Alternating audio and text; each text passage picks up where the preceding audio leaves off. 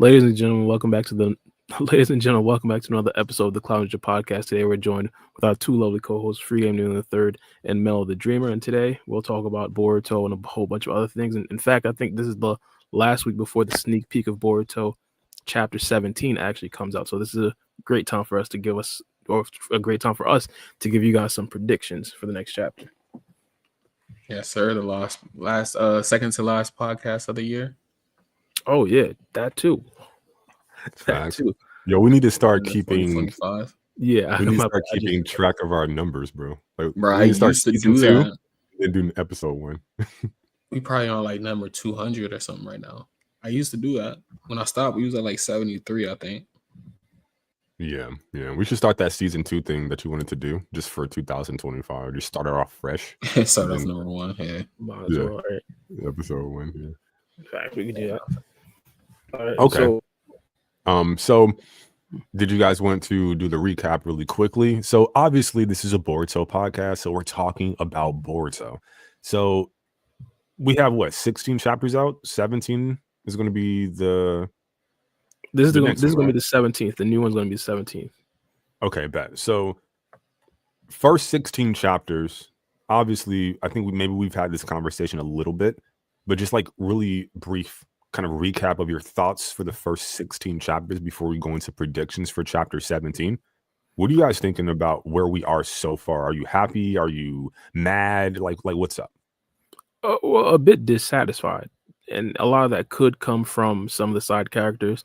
And I think this next chapter, chapter 17, could correct a lot of that. We talked about my frustrations with Konohamaru not necessarily having the most wins out of everybody. We talked about Sarda not necessarily having her Mangekyo Sharingan pop up, maybe for various reasons. And of course, there's a possibility that happens in the next chapter. So I think chapter 17 has the ability to actually correct a lot of my criticism of the series.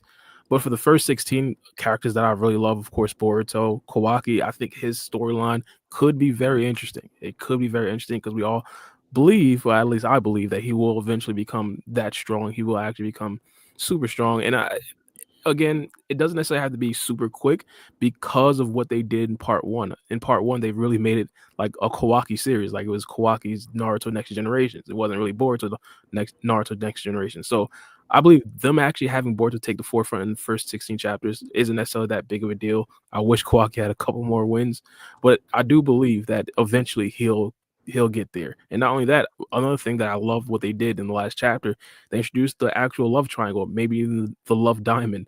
Boruto, Sune, and Sarda, that they've always had this storyline from even part one, and of course now with Ada potentially getting involved, at least what I believe, it could be a 4-part drama love series or whatever it is, and that just adds to the overall plot of the series. So I think the first 16 is a lot disappointing simply because of the side characters. I think they could have done a lot with that, but overall, I thought it was a decent little 16 chapters.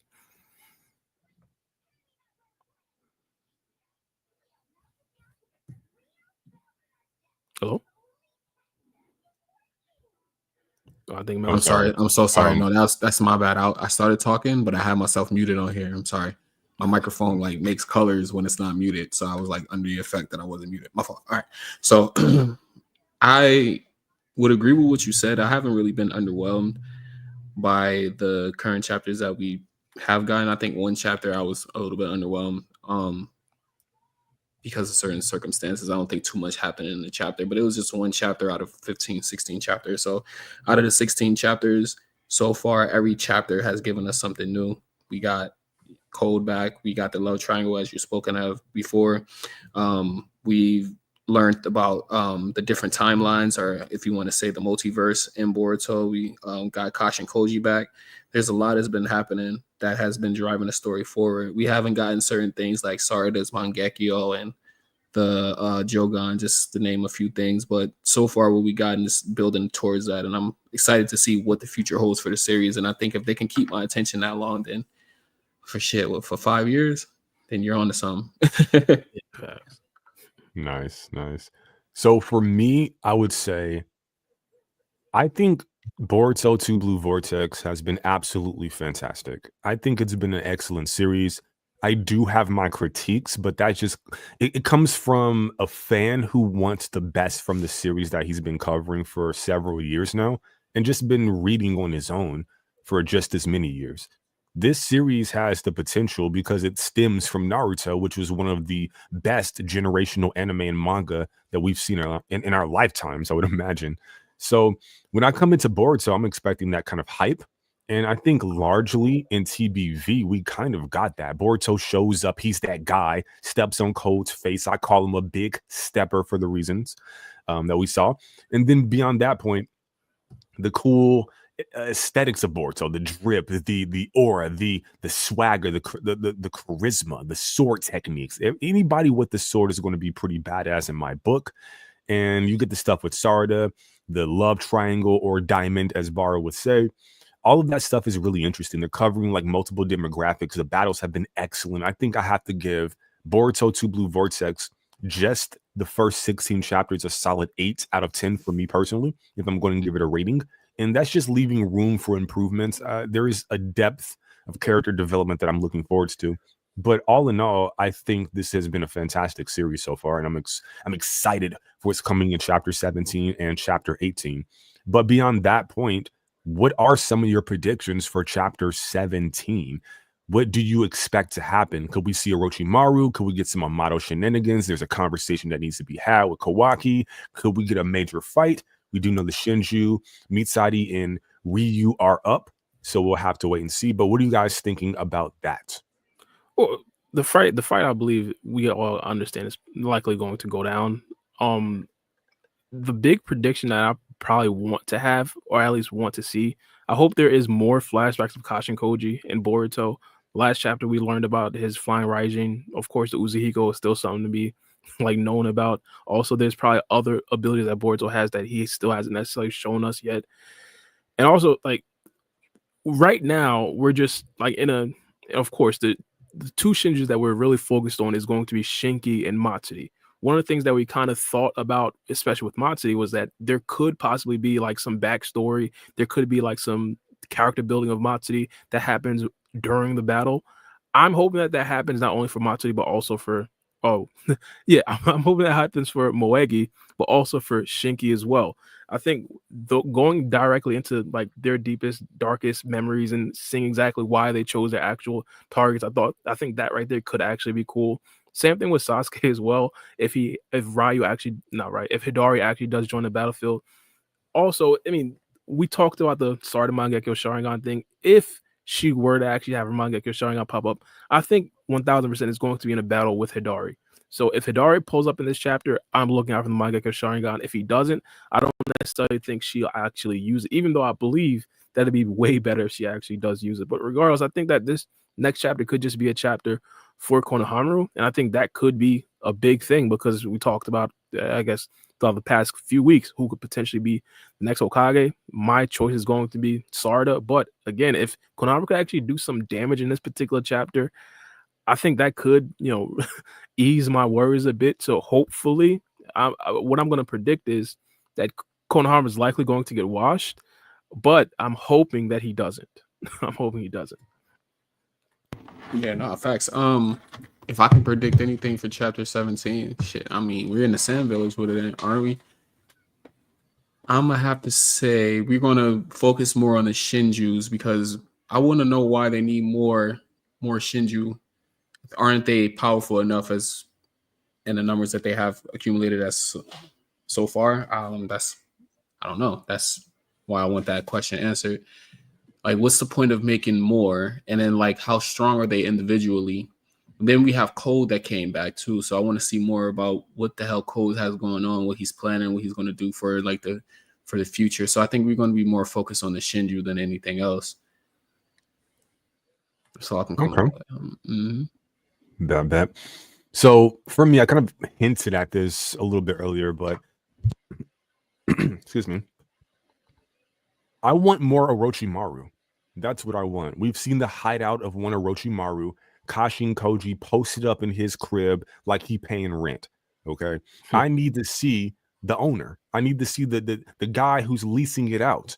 Where is one Orochimaru Sarutobi? Okay, never mind. But Orochimaru, where is this guy? I need him in my life. So this is going to branch out, right? If you introduce him, you get to the Gozu Tenno seal, as I've mentioned before, Nue, Kaguya, the progression of Boruto's Jogan through Sumire, which we know she's in the mix. That's going to add even more drama to this love triangle between Sumire, Sarada, and one Boruto Uzumaki. And it's also going to add character development for Mitsuki and also for Kashin Koji being the clone of Jiraiya and potentially for Amato who created said clone. So the links could be there is what I'm saying. And it could be interesting. So hopefully we get something in the direction of Orochimaru. And then, of course, the conversation that is needed between Kawaki and one Amato. We got teased towards the end of, excuse me. We got teased towards the end of 15, right? We see from the perspective of Kawaki, Boruto, through his eyes, Amato is looking through this man's peepers. Creepy stuff, right? You are limited. Your offensive potency, dog. I want to say the S word, but I want to curse too much. Dog crap, okay? BS, some people may say, right? But your defensive power is pretty impressive, right? So we'll have to see how that parses itself out. They can make some sense of that. And then also, I want to see what's going on with Akibi Sanzu or Delta. I'm like really interested in this storyline. I think she's going to be the next big bad, the next up to bat. And I think we need to start to sow those seeds if that is true. Hopefully we start to see that a little bit more because I don't think the Shinju are going to be evil, right? They're kind of they're in a strange place right now to where I'm looking at the Shinju. I'm like, okay, they're doing some bad things, but it's all subjective. And when I take a look at the way they move, they're giving people opportunities to survive. I don't think they're going to be like super evil for extended periods of time, except for Mamushi, because the Henny Lord bug is very creepy, and I'm expecting that guy to be on demon time. But nevertheless, with him being a wild card, getting away from that, Akibi Sanzu, please start building those blocks so that we can have a fully built house by the time she shows up and shows ninjas. Outside of that, I would say that I'm expecting a major marquee moment for Konohamaru, like Bar said. And of course, Sarada Uchiha, as we go up against the Shinju. I want to see a rematch between Ryu, Shinki's little clone, versus Mitsuki, a rematch from the first Chunin exams in the Boruto series. I want to see that. I want to feel that moment. That should be a marquee event. And then also how or what Mitsari brings to bear. Wood style, maybe some Hashirama Senju clone shenanigans as it pertains to the lore of Moege. Hopefully.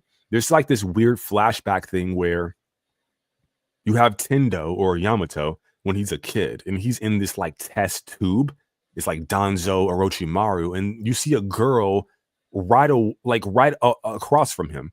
And when I take a look at that, it was weird because it looked exactly like Moege to me, in my opinion. Maybe I get some clips or whatever, and we can go back and look.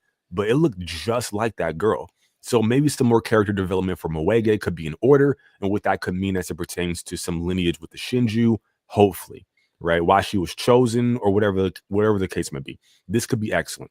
And then, of course, a glow up for my girl Sarada, Mangekyo, Sharingan shenanigans, Susanoo to be sure. And then hopefully some brand new ability, some new reality warping or time manipulation, something really cool like that. Just some conversations to be had about power scaling and character development. That's what I'm excited for chapter 17, 18 going into the beyond, right? 18, 19, 20. All of that is what has me hyped in anticipation for what's coming up next. But ultimately, I think chapter 17 is going to be peak. If I can give you guys a rating, like a little pre-17 prediction, I think this is going to be a solid, I'm not going to hold you, bro, 10 out of 10 chapter, bro. I'm expecting this to be a 10 out of 10 chapter. With a fight with Konohamaru, Sarada, Mitsuki going up against two Shinju in the desert, paying homage to when I'm calling this man Bar, when Gaara when Gaara Kazekage got captured, when Sakura, the mother of Sarada, had to go up against Sasori, right? It's paying homage to that. So I'm expecting peak content indeed. What would you guys rate the future chapter 17, your predictions for what is going to be rated? Let me know. Probably a 6. And this is just coming Whoa. solely from my expectations from Sarda and Konohamaru. I dislike how they handled the side characters. They can prove me wrong in the next chapter. But if we're going off of what I believe and what I've already seen with the side characters, there's a good chance Sarda doesn't use the Mangekyo Sharingan and Konohamaru gets washed in like the first 5 pages. So like, I mean, that if that happens, I'm gonna have to go with 6. This could be a chapter where they just showcase how strong Shinki plus Matsuri actually are. And if that's the case, like it's not necessarily going to be that entertaining. I understand why, but the most realistic scenario, in my personal opinion, isn't that entertaining. Man, and that's coming from Bar. I mean, I'm gonna have to probably give it. I'm gonna have to say like a 7. I'm gonna have to give it a 7 for sure. Just for the fact that you drive a hard question, Mello. How do you rate the future? Something that you don't know about, you know? So I'm hoping that they give us something that was worth the wait. I mean, it is the end of the year. I don't know how, Japanese see the end of the new year and stuff like that. I think, is their new year different than ours? I'm not sure, actually. I know the Chinese New Year is different than America, but neither here nor there. I'm just hoping that we get some sort of a banger of a chapter just to end out the new year. So my hopes is just kind of high. So I'm gonna go with a 7, just so I'm not disappointed with giving it a 10. No, I see what you mean. Completely. Well, I did have a question. Just based off of this battle right here, who do you think comes out looking the best? What battle? Okay. Sorry. The Shinju versus the good guys. Okay. Oh, the ones that are there right now. Okay. Yeah. Shinju versus the good guys. Ryu, Mitsari going up against New Team 7 and Yodo and Araya. Who do I think is going to be the MVP of this battle? Personally, I think is going to be the girl who's standing center stage, okay, in that one panel. I think it's going to be Sarda. Sarda is captain. Sarda is going to be the one driving what's happening. Or I could be completely wrong. It could be Konohamaru. He is the senior statesman amongst this crew. He's going to likely be the lead in terms of trying to figure out who's going to do what. And Sarda she's on her diva girl arc where she's kind of hot-headed. And I'm kind of feeling that Uchiha emotional energy from her, and I'm liking it. Because one of the best things about Sasuke is when he was on Demon Time, not when he was domesticated. I like Sasuke when he's murdering people. I like Sasuke when he's flashy and doing some really nasty work. Not the man that just sits down and be a real good husband and a real good father. That guy, it's earned, but kind of boring, I must admit. So I want to see Sarda on Demon Time. So maybe she's a hothead in the field. Maybe she's not the one calling shots. Or it could be a similar role to when she played with Boro, where she sits back, analyzes the battle, and then comes in with a strategy for victory. We'll have to wait and see. But yeah, I think it's definitely Sarda, followed up by Konohamaru, Mitsuki, Yodo, and then Araya. But yeah. I don't know, man. I want to see the Shinjus catch a W, man, just to up the stakes a little bit. Because if we're going off of like what happened when the Shinjus made contact the first time, then them as villains make them a little bit underwhelming. I mean, I guess we have Jura. He's pretty strong. Like, he hasn't been defeated. But as far as like the Hidari or whatever, Hidari came out pretty weak to me, if I'm being real. Like, Konohamaru was able to cancel out his Chidori. Konohamaru? Of all people? You're supposed to be the big bad Shinju? I know Mello puts Konohamaru on a high horse, but just being real here. Just to put the Shinjus on another level, I think they should watch Team 7. Just not kill them. Of course, we should have some survivors. I think a few people should get taken off. I think they should get at least one body.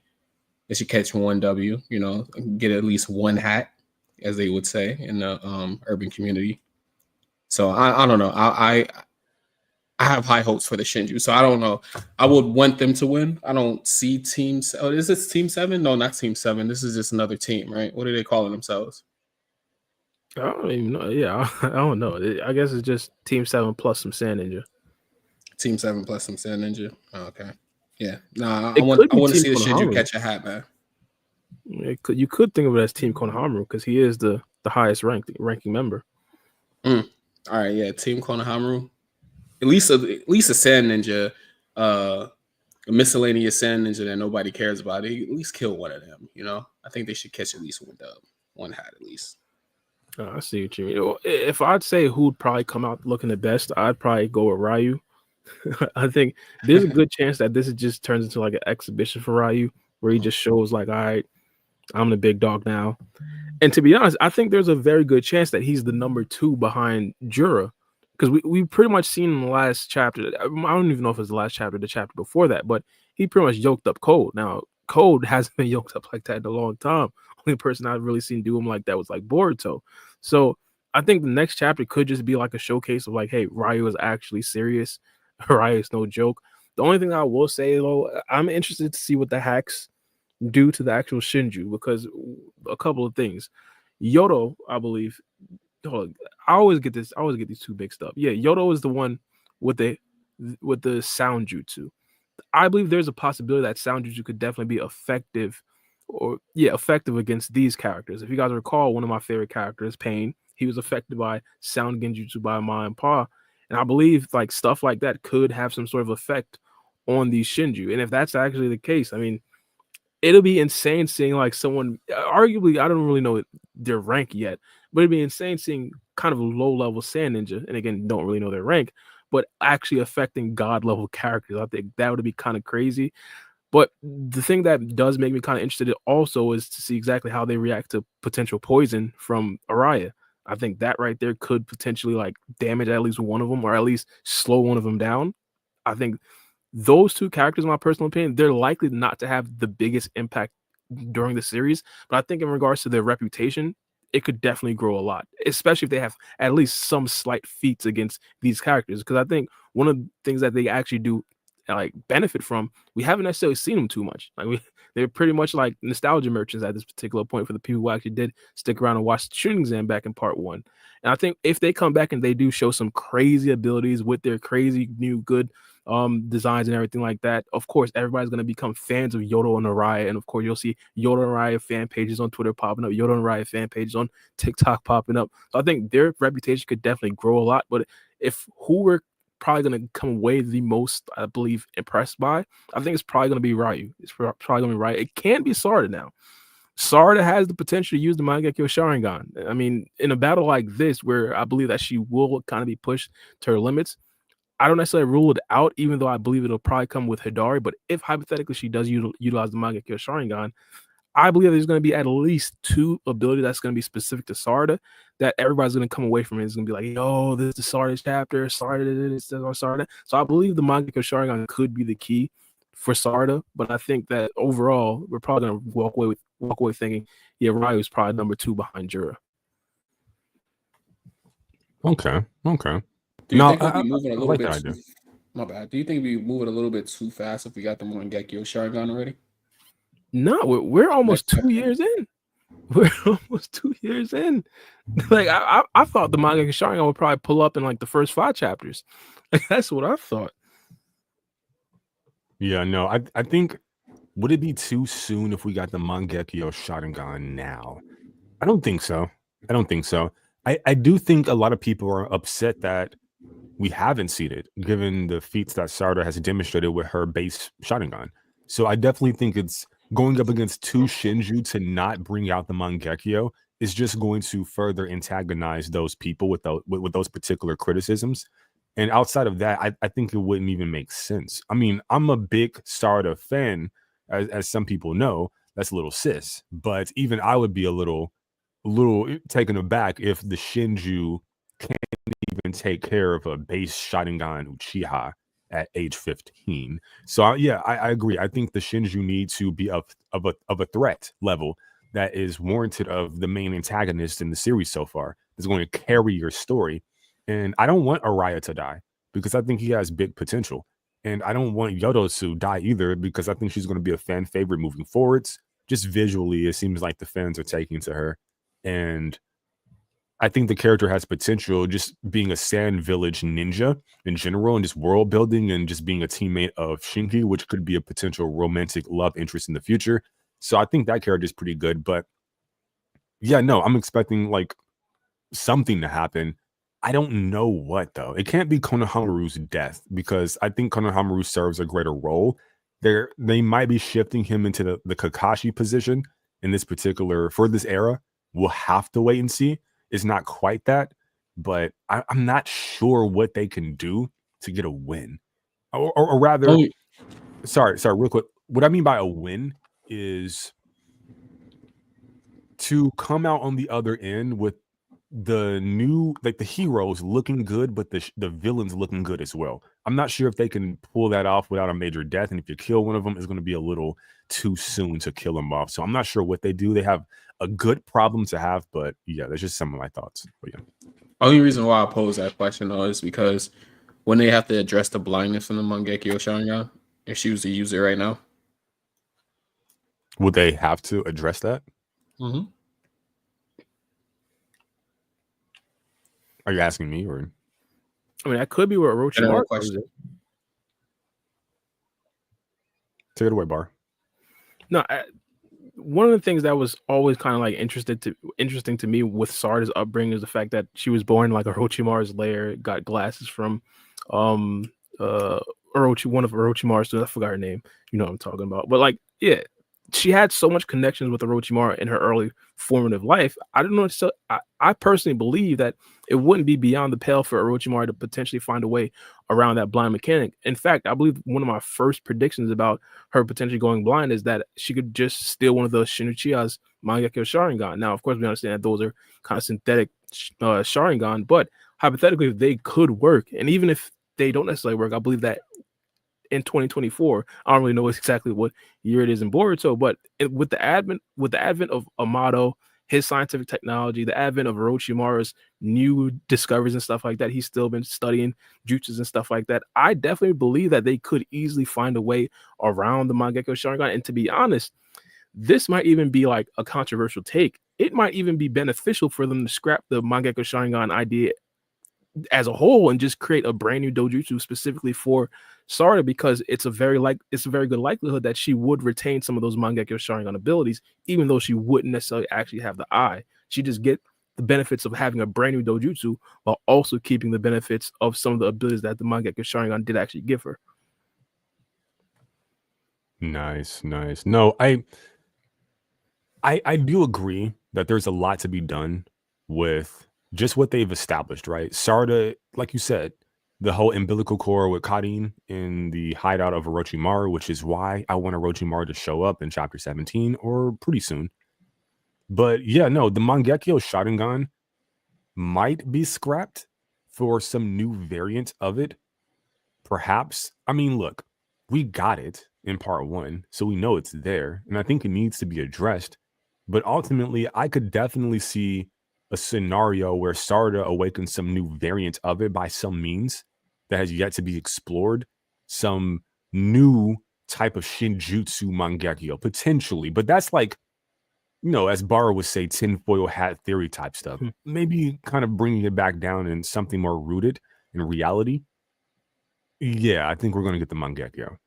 How long we get this particular version of it, who can say? Because I do think we're going to get an updated version pretty soon, but we need to start to take certain steps in sequential order. So we got the normal Sharingan, that's fine. We have to pay off that reveal towards the end of part 1 with her Mangekyo awakening. So we at least need to see this version of it in battle, right? We got to see Sasuke use his Mangekyo versus Killer B before he got EMS. We got to see him cook at the 5 Kage Summit. So we spent some time with a certain version of Sasuke with a certain Mangekyo. And I think that needs to be had here. Now, potentially, we could have Sasuke's very own eyes used as some kind of replacement for Sarda's, and she ultimately has his eyes. Or maybe we can have Orochimaru can use some kind of cloning technology for Itachi's eyes or Sasuke's eyes, and then maybe Sarda gets that EMS through that mechanic. But no matter what it is, I think we need to spend time with a certain version of Sarda with her certain Mangekyo at base, and then we can move on to like Shinjutsu Mangekyo or EMS or whatever the case may be. But those are just some thoughts I had. But yeah, I like all that. I'm more rooted in reality. I want to see more like the traditional Mangekyo Sharingan, but I want to see it Yeah, and a different variant, of course, because Sarda is supposed to be like a special Uchiha. I don't know if that's like really prominent in her character. They like made that a major focal point, but I see her as like a special kind of Uchiha just because of the mix that she has. Her being mixed with Uchiha, and then I can't remember what the hell her mother name is. So I guess I don't make it too special, huh? But I think she's a special type of like she awakened her Sharingan differently than any other Uchiha. She awakened her Mangekyo differently too. I like to go under the assumption that what was his name, Black Zetsu, he kind of fucked up the way that the Uchiha was supposed to awaken their abilities. They awakened it they awakened it in a way that they was possible. Like it was possible to awaken that way, but the correct way was to awaken it through a different way. And I think Sarda, she followed that path, even though she didn't know she was following it, if that makes any sense. And she opened up her Mangekyo differently, and possibly she doesn't suffer the consequences as the other people who awaken the Mangekyo before her. Maybe she doesn't have the blindness that affects the Mangekyo on her end. Maybe she doesn't get that. But I want to see her get it in a prominent moment. Like when you bring up Killer B and Sasuke, bro, that's like one of my favorite fights. So like if Sarda awakens her Sharingan, I mean Mangekyo, and we get to see it for the first time, I want to see I want to see the dojutsu. I want to see the eye. I don't want it to be still the Sharingan, like she just gets the powers in her Sharingan. I want to see her awaken that eye. I want to go through the traditional route of them going through the Sharingan, and then the Sharingan turns into the Mangekyo. That shit's all cool to me. Like I like the visual aesthetics of all that. So I do want to see that. I do want to see her like go from the Sharingan to the Mangekyo. So definitely still want that to be prominent in the series.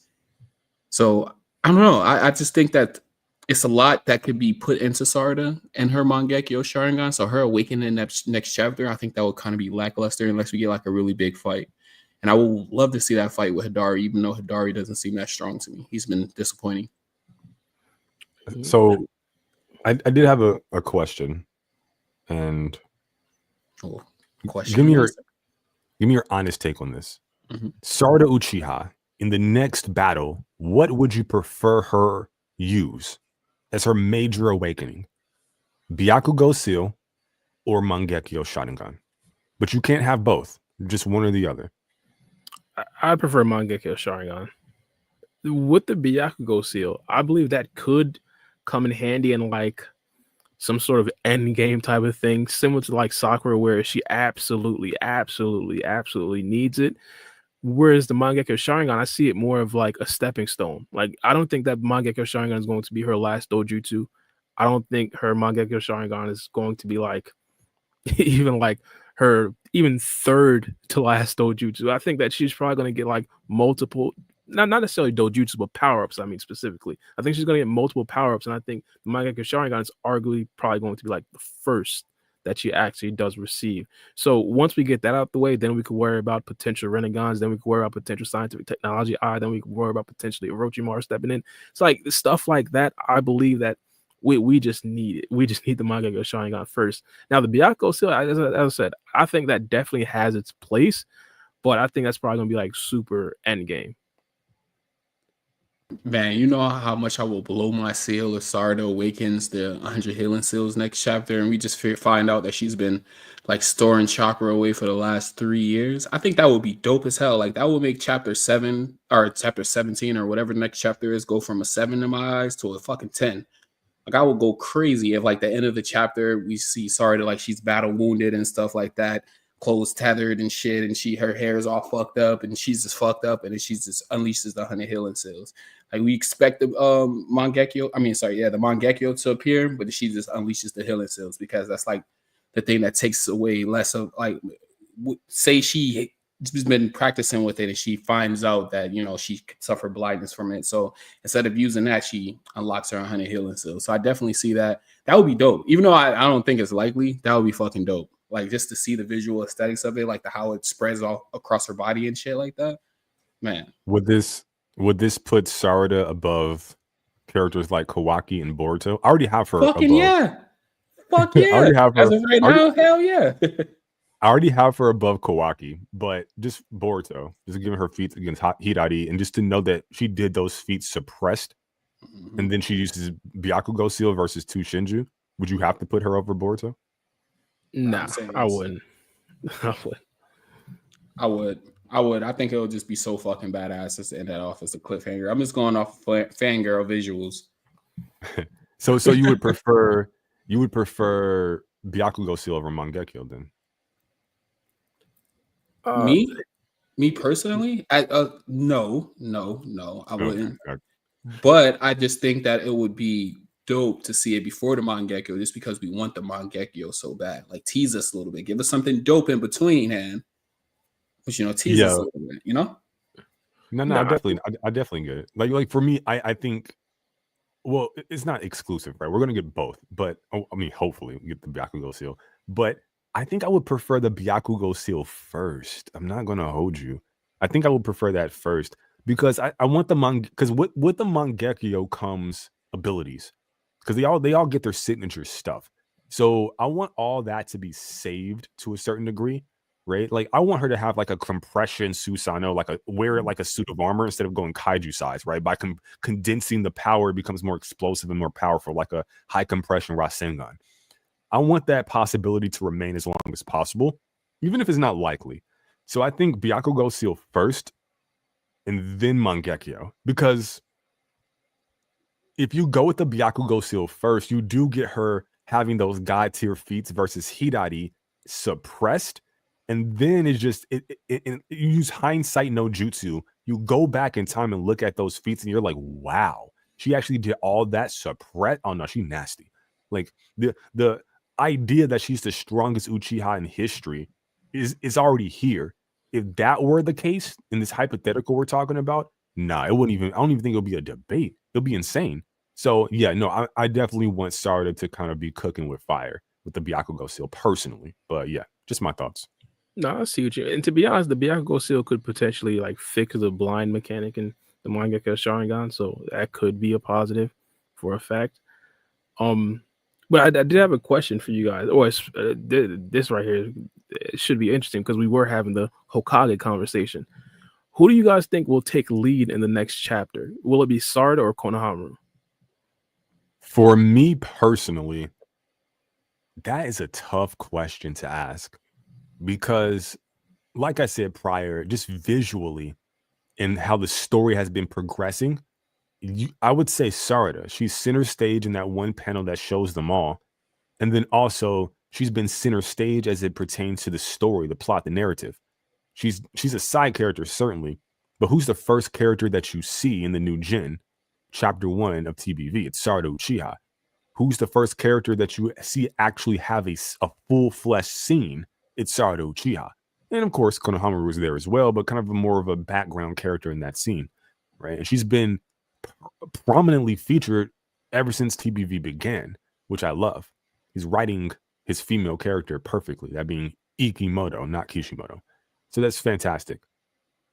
On the other hand, Konohamaru is the elder statesman of this group.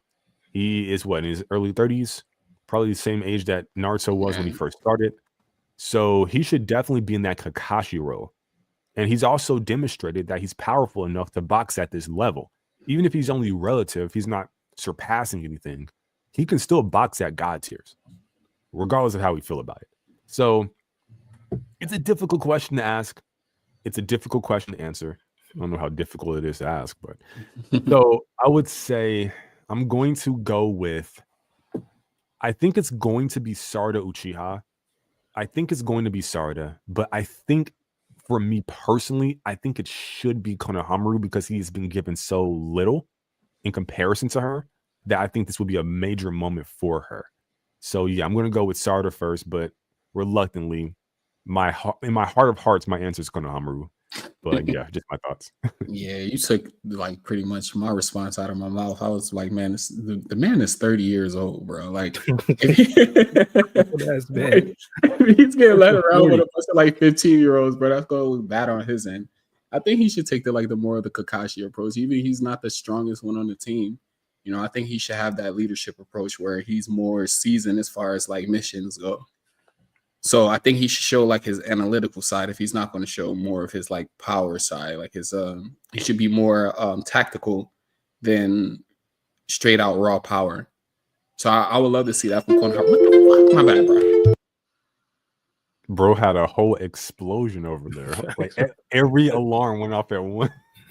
That's better than what used to happen. Remember that? Remember when his garage door used to close? Oh, yo, the garage God, door it's earlier. It's because I got some super technical shit going on here. My phone is attached to my fucking computer, so my dad called me and it made my computer ring. My bad. That's fine. That's Wait. how I'll be Just on MacBooks too. I feel you. maybe reiterate your point if you remember it, or Right, otherwise it's gonna be lost to time. Basically, he's a grown ass man. Like I just want to see him be more tactical than strong. Like even if he's not the most strongest shinobi that we see, maybe he can be put in a more tactical as far as like the way he approached battles.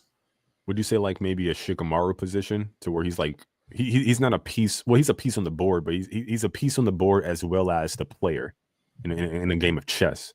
Maybe. Yeah, exactly. I would like to see him be more. How can I say? More influential into the battle than a Shikamaru. Like a Shikamaru is mostly intelligence. I would like to see more. I don't want him to be a copy and paste of Shikamaru. Like, for example, like when he fought Jugo, he wasn't stronger than Jugo, but he found the way to defeat Jugo. Right. Kind of like a point guard in basketball. I want you to run my offense, and I also want you to score. Okay, like that. Exactly. I get you. Yeah, what about you? I love that point. To answer the question myself, I personally believe that the better leader is probably going to lead. It's going to be Sarda. I think that Sarda is likely going to not only be stronger in the next chapter, but probably have better analytic, probably better at actually breaking down the opponent's actual defenses and potentially even openings that her teammates could actually utilize. And we kind of already seen this before. Like I think with proof of concept, we've seen her in the battle against Boro. We even seen her even during the shooting exam versus Shinki. She started to do a tiny bit of it, but of course she got washed. I think that Sarda is just like one of those natural leaders that will likely, like the cream is going to rise to the top. And don't get me wrong, I don't necessarily think that Konohama is like a terrible leader or anything like that. Even though there is an argument, but this is more of like the cream is going to rise to the top. Sarda is just one of my personal opinion. So I think in the next chapter she's probably going to take lead. Now I definitely do want to see exactly how this plays out, because this isn't going to be like an easy team to lead. Because again, I don't necessarily know if Sarda knows all of Yodo and Arai's abilities, and of course, I'm not entirely sure if they are essentially like familiar with Sarda and Konohama. So can they do some combination attacks?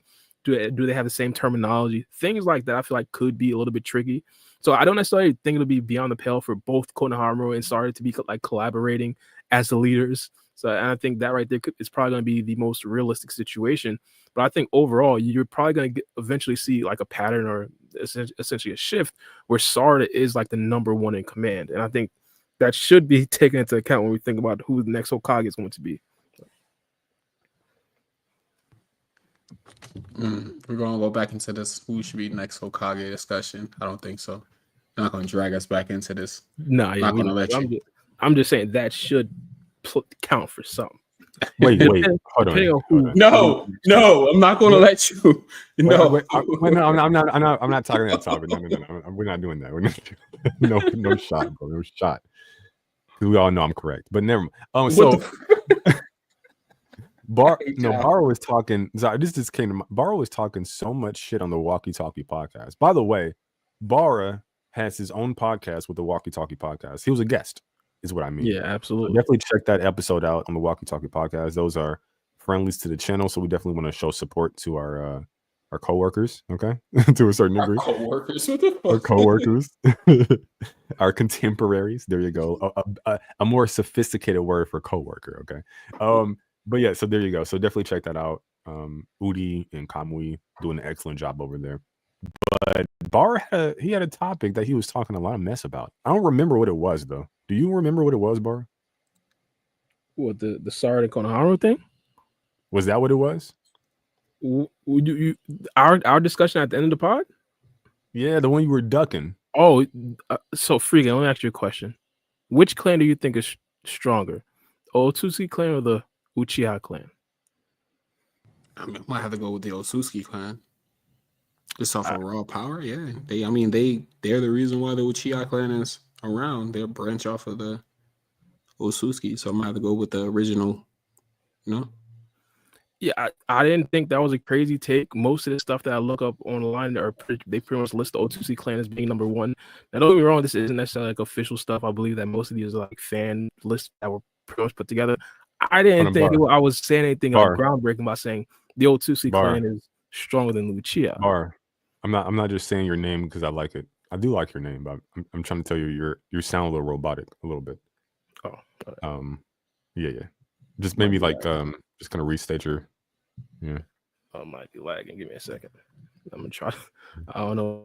Probably I didn't. Oh man, now you are. Never mind. Well, I said I didn't hear it, but now I hear it. Am I straight now? Or yeah, you're good. Yeah, you sound better. Yeah. Right.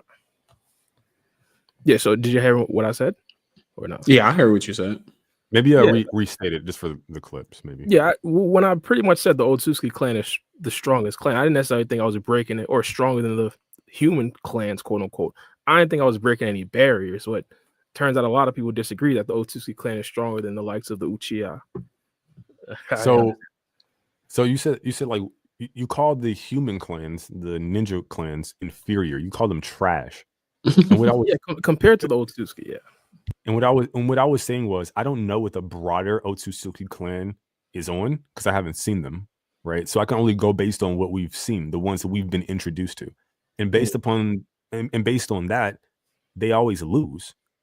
They die. They get destroyed, right? So when I'm trying to figure what clan is better, I have to look at their results. I have to look at the conclusions because you can have better chakra control or you can have more potent X, Y, and Z. But if you're not making good use of it, who cares? It's like a person with potential that never realizes it. It's like, I don't really care about that. So when I take a look at, when you ask me who's the better clan, I'm looking at the results. And if I look at, they always had to get jumped though. Yeah. But they roll in pairs to do what? To do the jumping. What are you talking about? Like they literally roll up in pairs. I mean, a 2 against 7, that's still a majority jump though. Y'all got the more numbers. So remember the sequential order. Who pulled up first, right? Sasuke was just minding his business and they pulled up trying to jump him.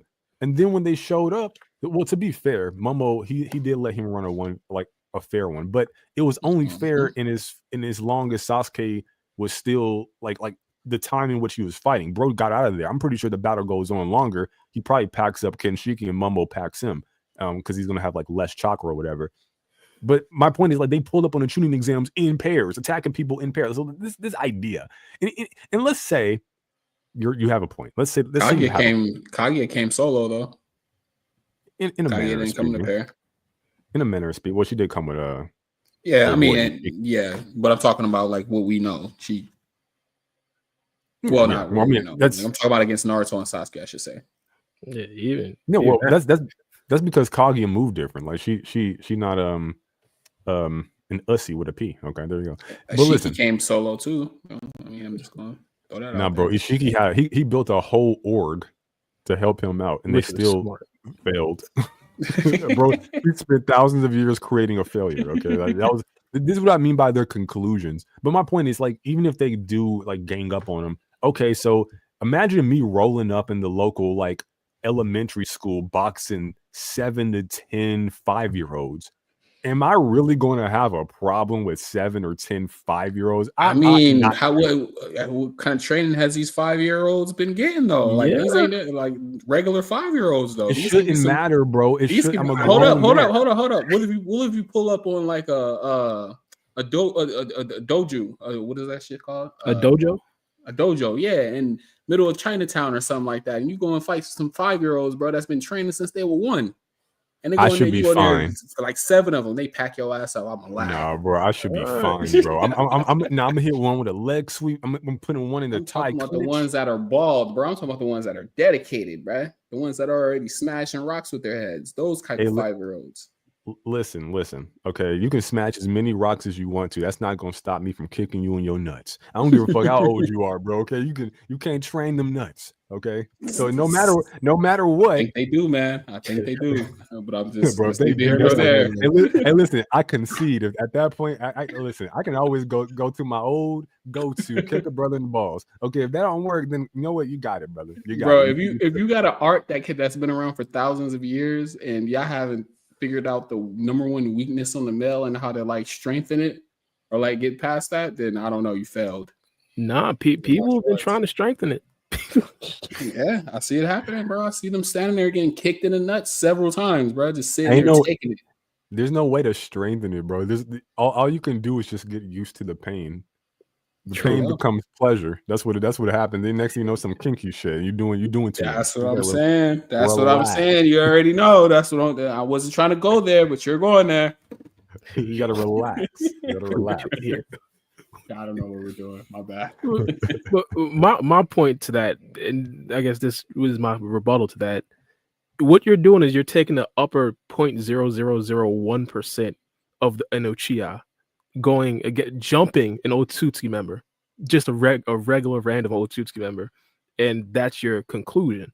I'm saying if you take an average Otsutsuki member, just the ones that we've seen, and an average Uchiha member, the ones that we've seen in the series, the Otsutsuki members are likely going to be stronger than that Uchiha member. And then the Otsutskis went up against God level Uchiha. They didn't go against like the regular Joe Schmo of the clan and shit like that. They went against someone that was amped up and shit. So there's 2 points.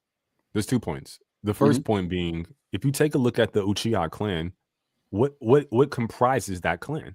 It's who? 3 people: Sasuke, Sarada, Sakura. That's it. That's the Uchiha clan. No, right? We're talking about the remaining Uchiha clan right now. I think he's talking about like the Uchiha clan as a whole, as a race.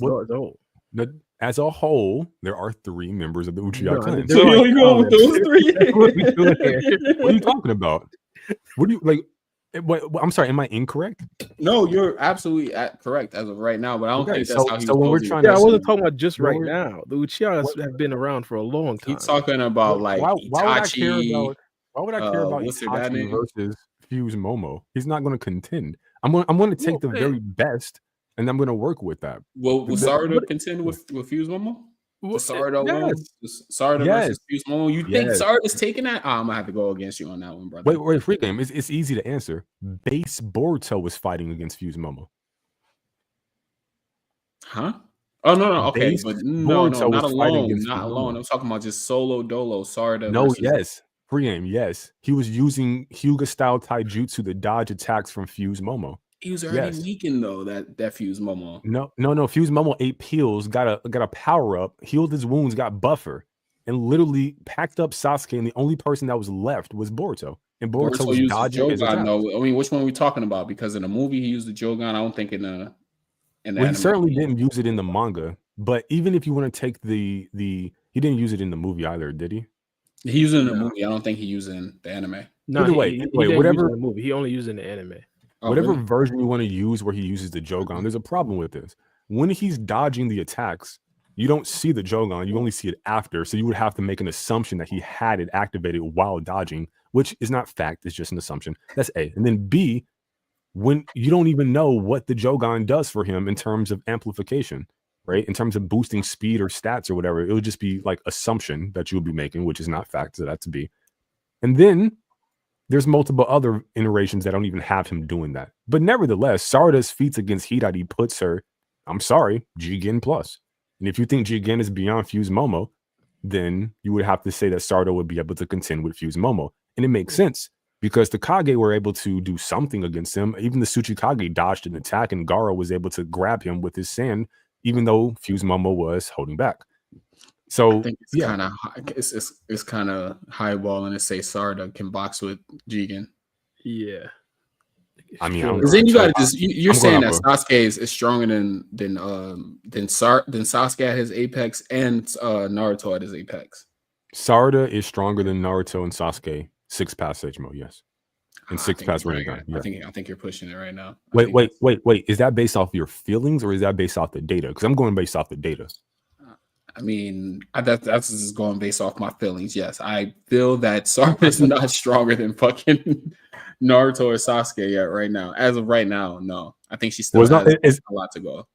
as long as we can admit that it's based off of vibes and not facts, that's fine. That's cool. Because then you're gonna hit me with a whole bunch of analytics. I'm gonna have to sit back and hear these analytics. I don't want to It's hear it not right even. now, so I'm It's just have not to go. even. It's not analytics. It's just what happened in the series. I Because don't know that what to was an say. ass pull. That fucking, I was like, oh fuck, all right, he got me with Boruto fighting Momo 1-on-1. But that was an ass pull moment, bro. Y'all know that Boruto shouldn't have won that right there. That was just so Boruto can fucking have Momoshiki and that he be his vessel. That was like a little ass pull moment. I don't know, man. I don't think Boruto should have been able to beat Fuse Momo, because then why is Fuse Momo such a fucking threat then? Why is Momoshiki still like one of the biggest threats in Boruto's existence? Sorry, excuse me. Boruto's existence right now. Boruto is stronger than Momoshiki, just base Momoshiki. Well, that's what I'm saying. I don't think the Otsutsuki are impressive. I've been saying this for years. You got to beat them with trickery, bro. You got to beat them with trickery, man. You can't beat them with raw power. I mean, not really. I mean, Baryon Mo just dominated Ishiki.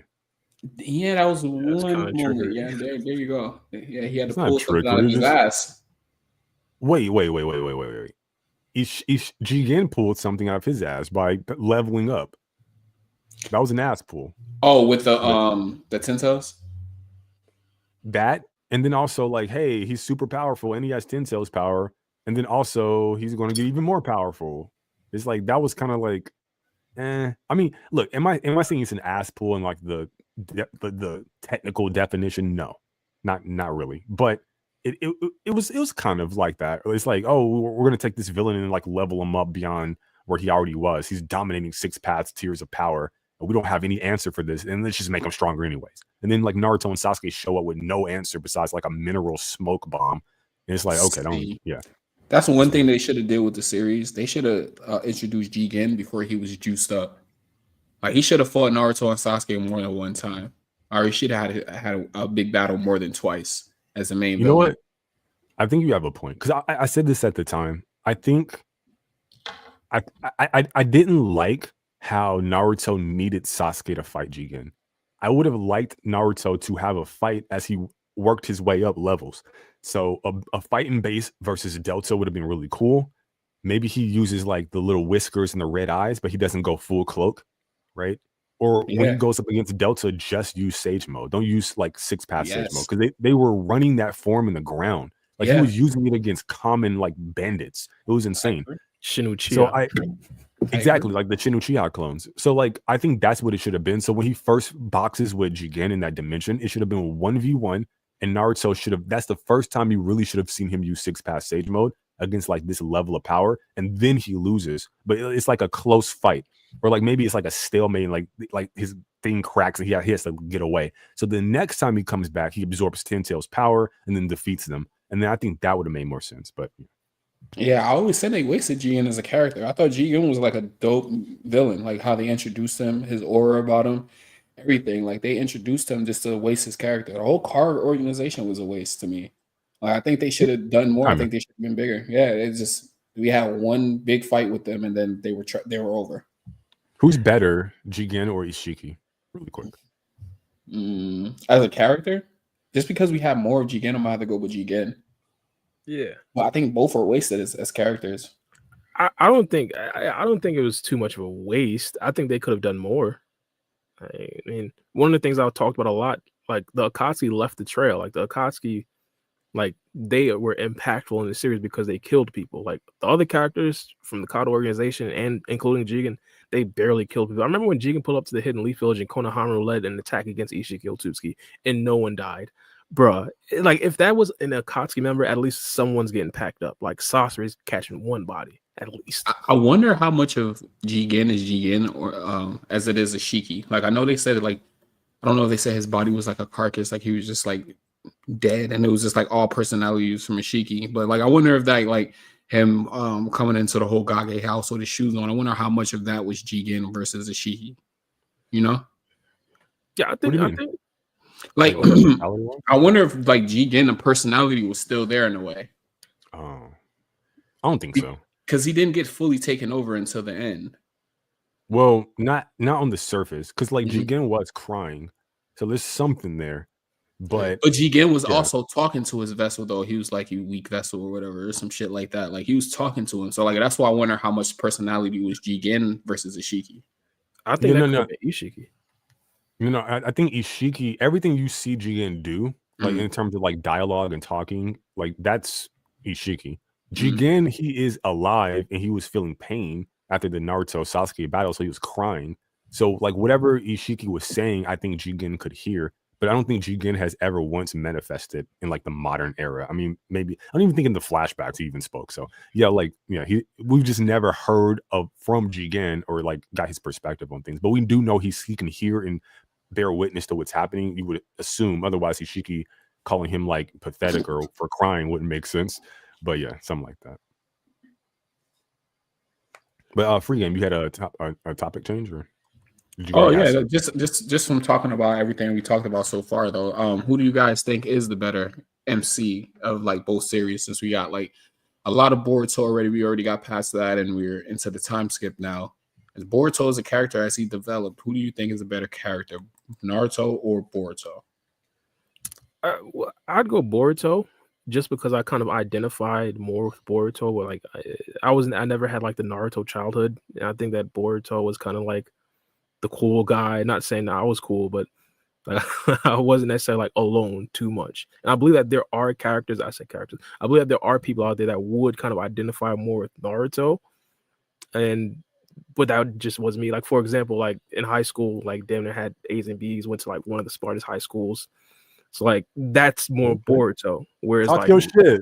Talk your shit, Bar. Talk no, your shit. no, bro, I ain't trying to brag too much, but that's more Boruto. Like that's more Boruto. Not only that, I like the confidence that both of them had, but Boruto is more like he's he had more justified confidence, whereas Naruto had the irrational confidence. I just like the Boruto character more. Now, I believe that the lessons, of course, Naruto's probably going to be better because he did come from so much of a lower standard or so much of a lower positioning than Boruto was. Boruto being the son of the Kage, similar with Naruto, but Naruto was actually an orphan. Naruto was actually an outcast because he was a Jinchuriki. Naruto actually failed multiple classes, so he grew significantly more. I believe that right there probably taught him significantly more lessons. Boruto now, because he had that easy childhood, and of course, this right here is one of the bigger criticisms to Boruto. He isn't necessarily as like well, let's say, matured. And to be honest, TBV kind of flipped that narrative a lot because in TBV, you already know the backstory, you know the pain that he already went through. Not only that, this is supposed to be like specifically what the writers wanted to have. Like they wanted Boruto to essentially lose everything so he could actually gain those let's say lessons that Naruto learned in his early childhood. So right now, I'd say Boruto. I think Boruto. Another thing about Boruto is that Boruto he has more, let's say, variance where, as I said, he had everything and now he lost everything. So I think in the future, when he's like 19 years old, or potentially even when he's like the Shadow Hokage, the Sasuke 2.0, I think he'll probably be a lot more, let's say, experienced and a lot more mature than even Naruto was when he was like a Kage. Okay. That's an interesting perspective. I think for me, my answer is going to be determined based on how I define better. Not some like official definition, just like my definition for better. And for me, it's not just their drip or what they do or cool jutsu or whatever the case may be. It's actual character development. The story that they're in is going to matter because that's going to determine how they develop as characters. So for me, the answer is obvious. It's going to be Naruto Uzumaki. He's a better main character than Boruto. For the most part, you have Boruto Part 1, and a lot of that story revolves around another guy, Kawaki. Now, maybe you can make the same criticisms about Part 1 of Naruto as it pertains to Sasuke, but I would say probably not, to be frank, right? Because I think Naruto is a major force in Part 1. I feel that he's the main character more so. Now, I will say Boruto has main character energy pre Kawaki. In some moments when Kawaki's around, mostly in the anime though. The manga is kind of egregious in this sense because you don't get those like slow moments in between or like the adventures that the anime covers that the manga just simply doesn't. But I think all in all, I would say part 1 Naruto is a far better main character than part 1 Boruto, certainly. Part 2 Boruto, 2 Blue Vortex, he definitely has a better drip, better aesthetic. His aura is definitely better than Naruto's. I would say you the scar on the face is cool. The Kakashi vibes, right? The swords with Killer B or a Sasuke, like swords are just cool. So he's gonna make him cool. He has the cloak, the badass drip, flying Raijin for God's sake. I mean, that alone was on my bucket list. I wanted it for Sarada because she wanted to be the Hokage. She looked up to Naruto, so she'll mimic the techniques of his father. But Boruto getting it was my third. I wanted Naruto to get it and then Boruto. But yeah, so that was on my bucket list, and they gave that to me. So I'll never hate them for that. And then also Uzuhiko is really cool. It's basically his spirit bomb. So Boruto has a lot in his bag. But Naruto in the first parts of Shippuden wasn't really cooking with fire. When he first shows up, right? This guy, you don't really see the fruits of his training with Jiraiya to the same degree that you see the fruits of Orochimaru's training through Sasuke, right? And then when I kind of pull up, I'm like, okay, well, Naruto's first major moment for me personally was when he pulled up with the Toads post Sage Mode training, post Jiraiya shenanigans, no spoilers. And then this guy, like, with his badass hands crossed, even when he like takes out the first pain, I think it was the Ashura pain with his Rasengan, right? All those moments were so badass. That's when Naruto became him. And then from there, it was very philosophical. He needed to talk down his enemies more so than before. And that kind of changed his character in a way that I wasn't really vibing with. But I thought KCM was pretty cool. Then beyond that point, I'm trying to like figure out, okay, they're both, I think Shippuden Naruto has that aura, but I think Boruto's is better. But I think Shippuden Naruto is placed in better story conditions that would facilitate the growth of his character in such a way that would just make him superior to Boruto so far in TPV. So I think it goes to Naruto, but that's just my thoughts. What do you think? Man, I would have to definitely give it to Naruto. Like, even though I like more, like I can relate more to Boruto than a Naruto, even though I kind of know what it is to be a broke kid that still has a house though. Because even though Naruto was broke, he still had a fucking home. Like, that was crazy. Like, how are you an orphan, but you still have a house to yourself? You got a crib. Like, we saw it in the flashback. It's crazy. But neither here nor there. Naruto, I think he had more to deal with. Like, as far as like if you want to talk about a main character and building them up, I think Boruto has like the story that's been told plenty of times. I think Naruto's possibly has as well. The kid that comes from nothing and gets everything.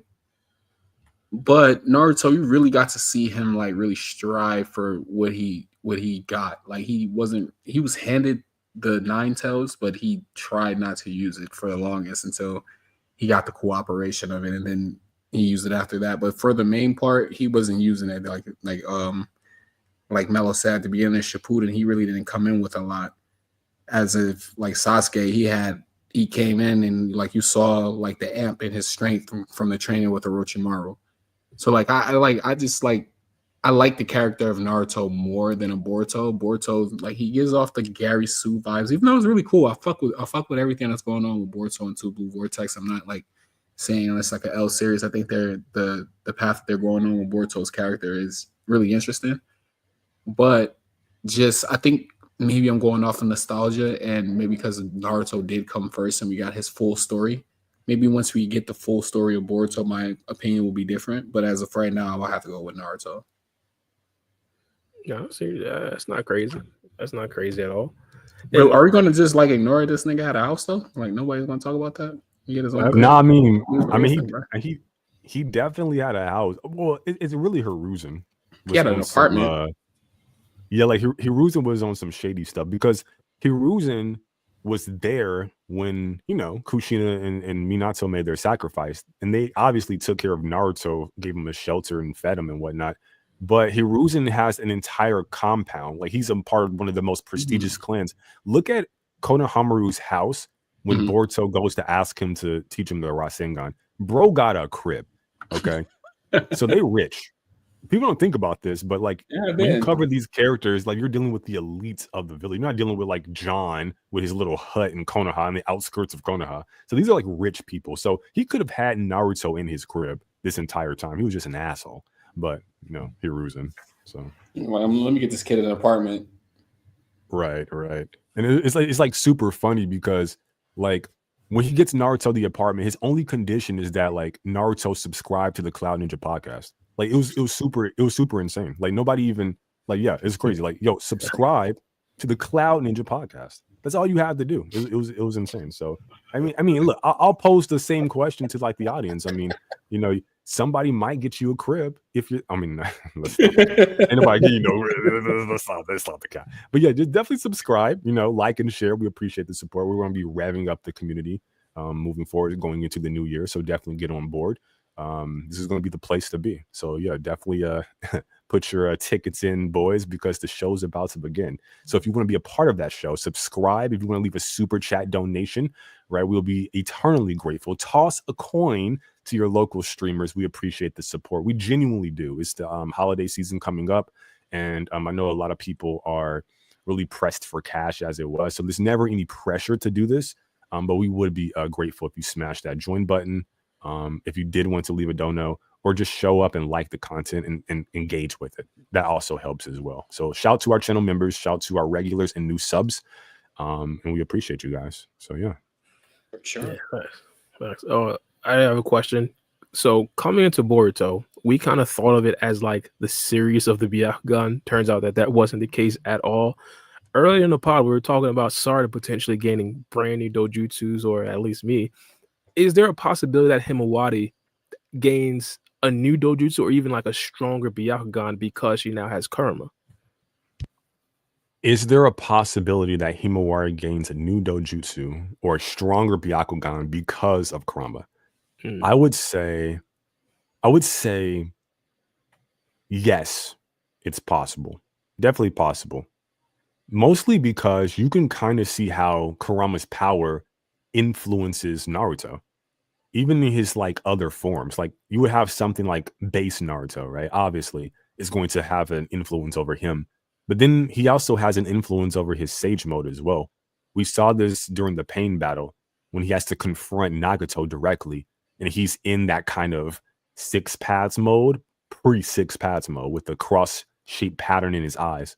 So it definitely can interact with certain modes, base, Sage mode. Obviously, I wouldn't call base a mode, but you get my point. So I think it's definitely possible that it could react to dojutsu, certainly. And I think if that is the case, you can take a look at somebody like Orochimaru. Orochimaru.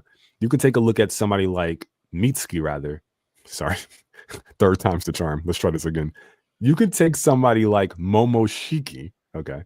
When he fuses with Kinshiki, he gains a new Byakugan. People don't think about this, but that golden Byakugan is a thing. And I need to know what that thing is. And you also take a look at Urashiki. He consumes his Rinnegan and he gains new power, right? And I know he has like a golden Rinnegan, I think, Orochimaru. I'm talking about his actual like normal eyes, not his like third eye, whatever. I'm pretty sure that was golden, right? If I'm recalling correctly. But yeah, so sure. yeah, so like that's interesting. I want to know what that is, right? So yeah, potentially if there's some kind of connection between Otsutsuki and Biju in like their heritage, right? I think if you take Kaguya Otsutsuki, she becomes the Ten Tails. Well, how is that even possible? There has to be some kind of like link or tether on the genetic level to even make that possible. Maybe. I'm not sure. It doesn't have to be, but you know, it makes sense to me. So given that they have like some natural affinity, right, with each other, that being Himawari, given that there could be some biological or genetic connection between the Otsutsuki and the Biju, right, the Shinju, the Biju, the Otsutsuki, some shared heritage, and then given the fact that you have of course Himawari's lineage, which is responsible for that, of course, affinity, then yeah, 100%, I can definitely see her getting like some kind of, I don't know, Mangekyo Byakugan or some EMS Byakugan, something fun like that. I think could be pretty cool. But yeah, just my thoughts.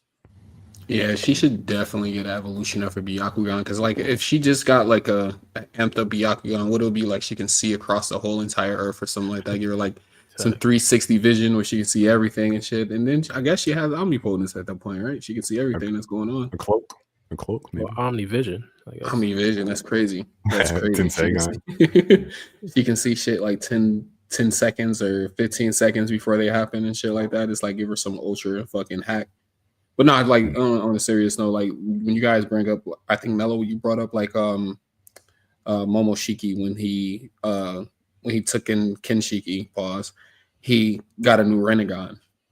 It would be dope as fuck if her and Kurama coming together and her having that affinity gives her like something like that, like a new dojutsu, like a Renegon, or maybe something different. Because it's a different method of her attaining the power or whatever. So I don't know, man. I got high hopes for Himawari just because Kurama said that, just for the simple fact that she's a different type of Jinchuriki. She's not a Jinchuriki that had her Biju sealed into her. Her Biju pretty much, oh shit, man, this is all pause moments. Her Biju pretty much manifested inside of her. Pause. So let me take all those out. But yeah, her Biju pretty much manifested inside of hers, which is different than the way Naruto gained Kurama or how any other Biju gained their strength. So hers has to be she has to get a special type of power, maybe something that she manifests on her own. Maybe something that she trains for, even though I don't think that's how it's going to happen. But it would be kind of lackluster if she's just like maybe it'll look kind of dope though. She had like a Biju cloak or whatever, and just had the damn, I forgot what it's called. The Byakugan, my bad. Yeah, losing my train of thought. If she still had the Byakugan and she had like the KCM cloak or whatever, or like her own type of cloak.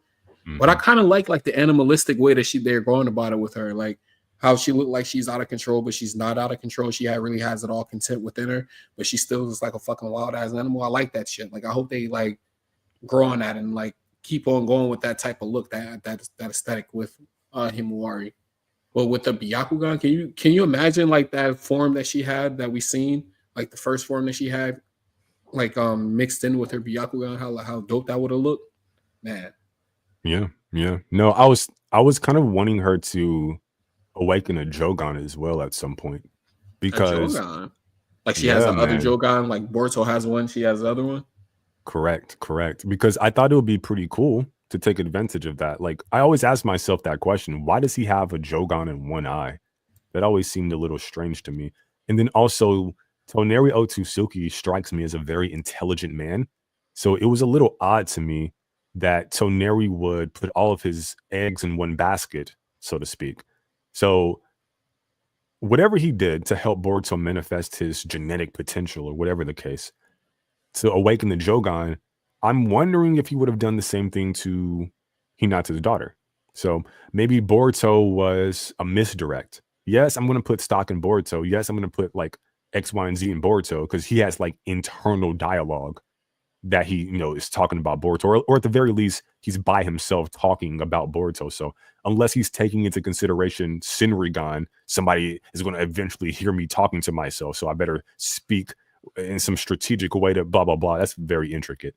I'm pretty sure he actually did put forth his best effort with Boruto, but at the same time, a contingency plan. So maybe a sleeper is Himawari. Yeah. Yeah, maybe it's just like maybe he wasn't like even trying, or like maybe that wasn't his like intent to amplify their daughter. Like maybe it's just a byproduct of what he like planned for Boruto. Well, I like that. It could also be that he's responsible for why she has Kurama to begin with. Like maybe he did something to where if something happened to Kurama, he would migrate to Himawari's body before whatever happened to him in the manga. Because I'm pretty sure they go off the same continuity in regards to what happened to Toneri. I guess I don't even know if Toneri's canon in the manga, bro. I'm gonna keep it a bean, but hopefully he got sealed away, unfortunately. But hopefully that's what happens. A lot of people weren't canon; they're canon now to the manga. Like I don't know. Yeah, maybe. I think anybody who's canon to the anime is canon to the manga, in my opinion. They appear sometime down the line. Like Shinki, he wasn't a part of the manga at all. Now we got him in the manga. Now he's manga canon. Or was he in the manga? I'm tripping. Might be tripping. Like yeah, he was in early manga. Early manga. Okay, never mind. Yeah, I think so. What character? What character would you want Okay, how about this? Because I'm building the question in real time. What character from the anime or from the movies would you want to be canonized in the manga that hasn't already been? Well, that's hard because they're the obvious ones. You got Toneri, you got Deepa potentially coming back as a new, let's say, a cyborg. But like, there's a whole bunch. But if we were just going off of like decent characters, I think like realistic characters, even like small level characters like Iwabe or something like that. Iwabe's already well, I believe he's already in manga. It's possible. You never know. I think we've seen him during the side. But I think a good character could be Tsubaki. I thought that Tsubaki had a lot of potential because she was a samurai, like basically destroying a bunch of ninjas, and she barely knew how to use chakra.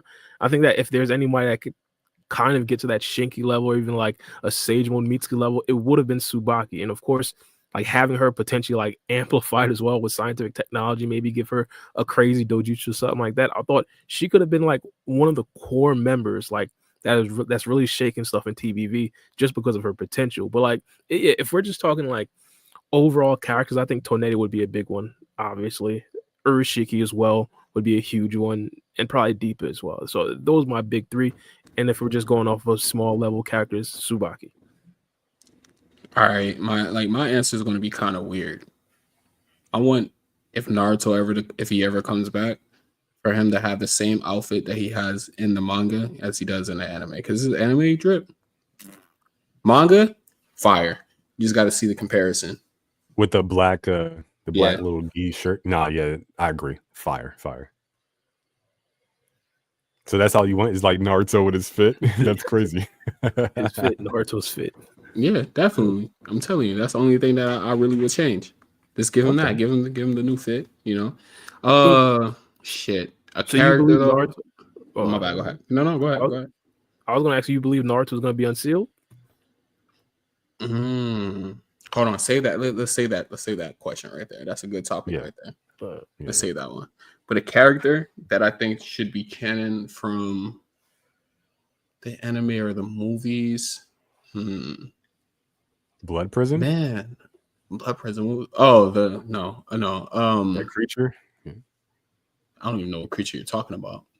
From the little Pandora's box thing, like the box of paradise, I think it was.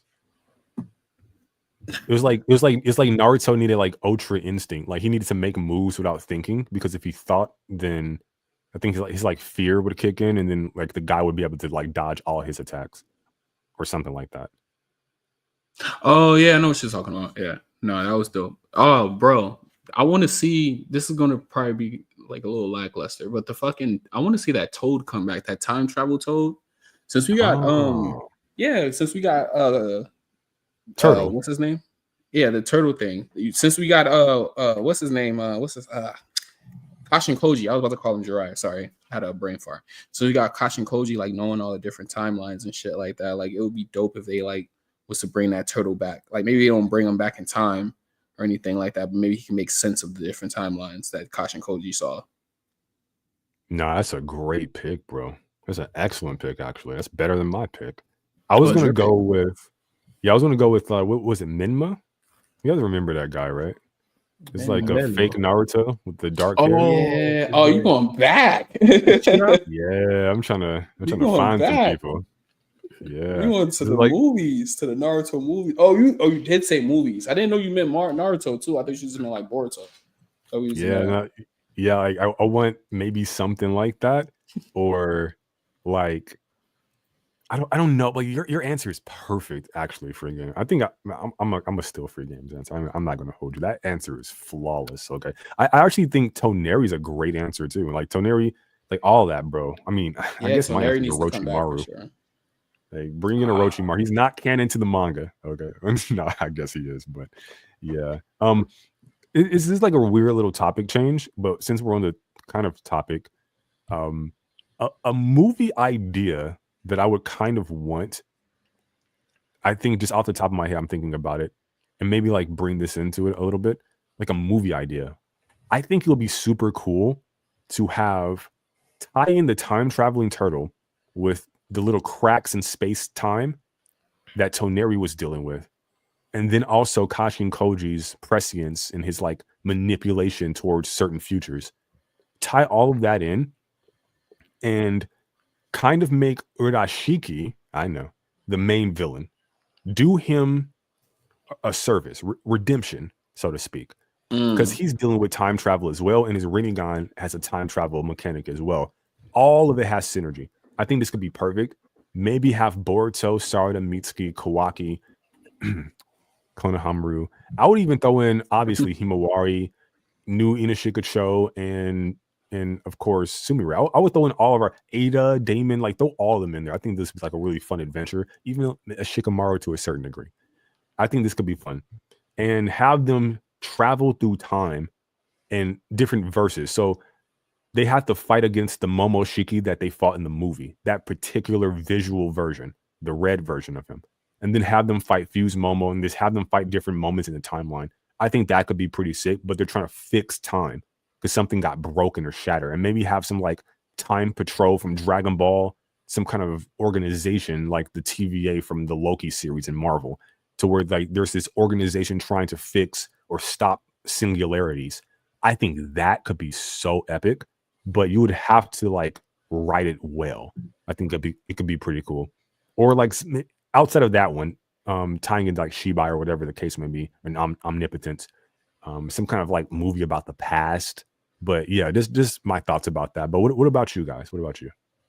No, I could definitely see something like that being fire. I mean, we always talk about time travel potentially being something that we could like go into a lot more in the future, and we're kind of already seeing that right now. Prior to TVV even started, we kind of thought that time travel could be like a big part. Now we have Kashin Koji essentially seeing all the future possibilities, and Ada essentially already being able to see all the prior things that happened. So I think they're kind of dabbling into it, but if they want to jump right into it, I think a movie would be like a very good place to actually do it. Now, a movie that I think would be a decent idea, I really hope they actually make a movie of the 16-year time skip between Naruto and Boruto.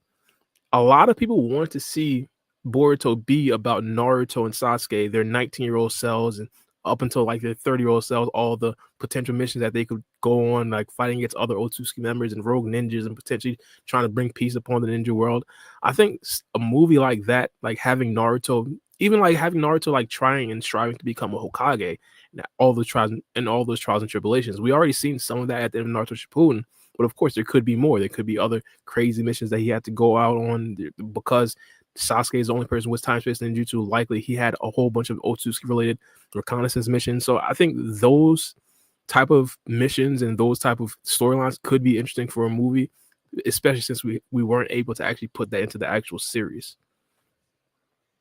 Yeah, no, I didn't even think about that, like going back into the past and actually like diving deeper into Naruto and Sasuke's existence into the Boruto series, like before we got to the point we are right now. I'm guessing that's what you're saying. Yeah. Yeah, I never thought about that. Like me personally, if I was going to like do a movie, if I was like the Boruto writers and I was going to construct a movie, I would do something that was in the middle of that 3-year time skip or time gap or whatever. I would probably go over more of like Boruto's time with Sasuke and stuff like that. Like just go deeper into how Boruto reacted to quote unquote losing it all. Like it can be a pretty dark movie, and then you get Code attacking Boruto and Sasuke as the big end battle and stuff like that, and then fighting the Shinju or whatever. Not Shinju, I'm sorry, the Claw Grime, because he had like 1,000 of them with him. Like we could just get like a big ass end battle like that, and it like the fucking cliffhanger is Kashin Koji. He meets Kashin Koji or some shit like that because Sasuke died. Like, you know, we can do a lot in that 3-year time skip, and like they already have a built up story that they can go on. So like just to go take that pretty much the bullet points that they built upon, and like pretty much like take that and build upon it. I think that'd be beautiful. I think they can make actually a really good movie if they focused on it. No, yeah, that'd be fire. That'd be fire. And of course, that right there would have a lot more plot ramifications moving forward as well, because I'm pretty sure a lot of people would understand like the stuff that Naruto probably learned or Boruto probably learned from Sasuke. It's probably like times 10, like after the Kashin Koji training.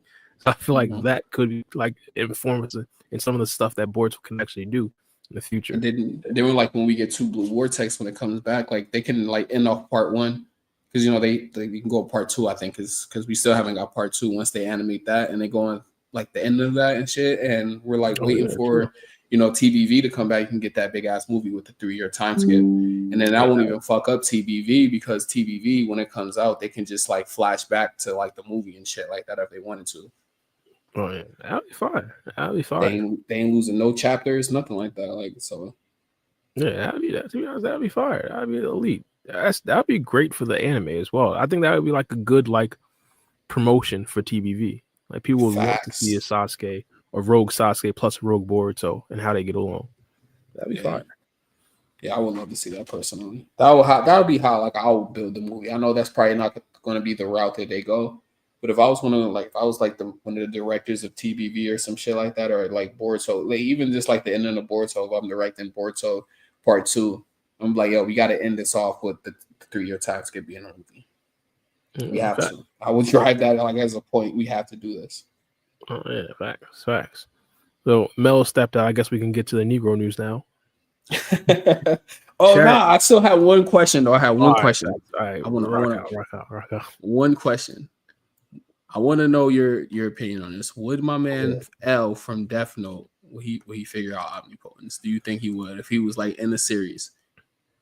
I think it depends on what the omnipotence is, to be honest. I mean, like hypothetically, if the omnipotence is literally like in some faraway country, like in Japan, and to be honest, I don't think this isn't some faraway country. This is his country, but in Japan, Boruto's Kawaki and Kawaki is Boruto. I don't think that L would be able to like even think about that. Like, for example, like I don't think he know there's a problem to figure out. Okay, so the only reason why I asked this question is because like you got to think about it. Like he lives in a regular human world that we live in right now. He figured out. Well, he didn't. I guess he didn't necessarily figure it out, but he like gave the bullets, like gave like the.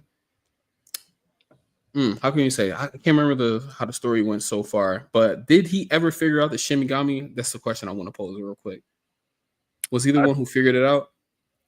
I think he did, and then he got clapped.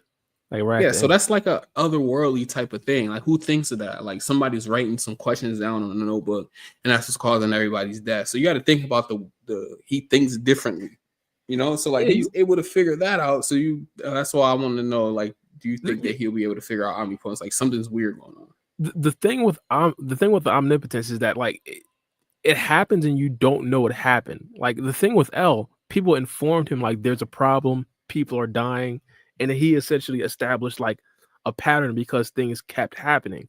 With omnipotence, it's just like one thing, and it's designed for you to not know anything change.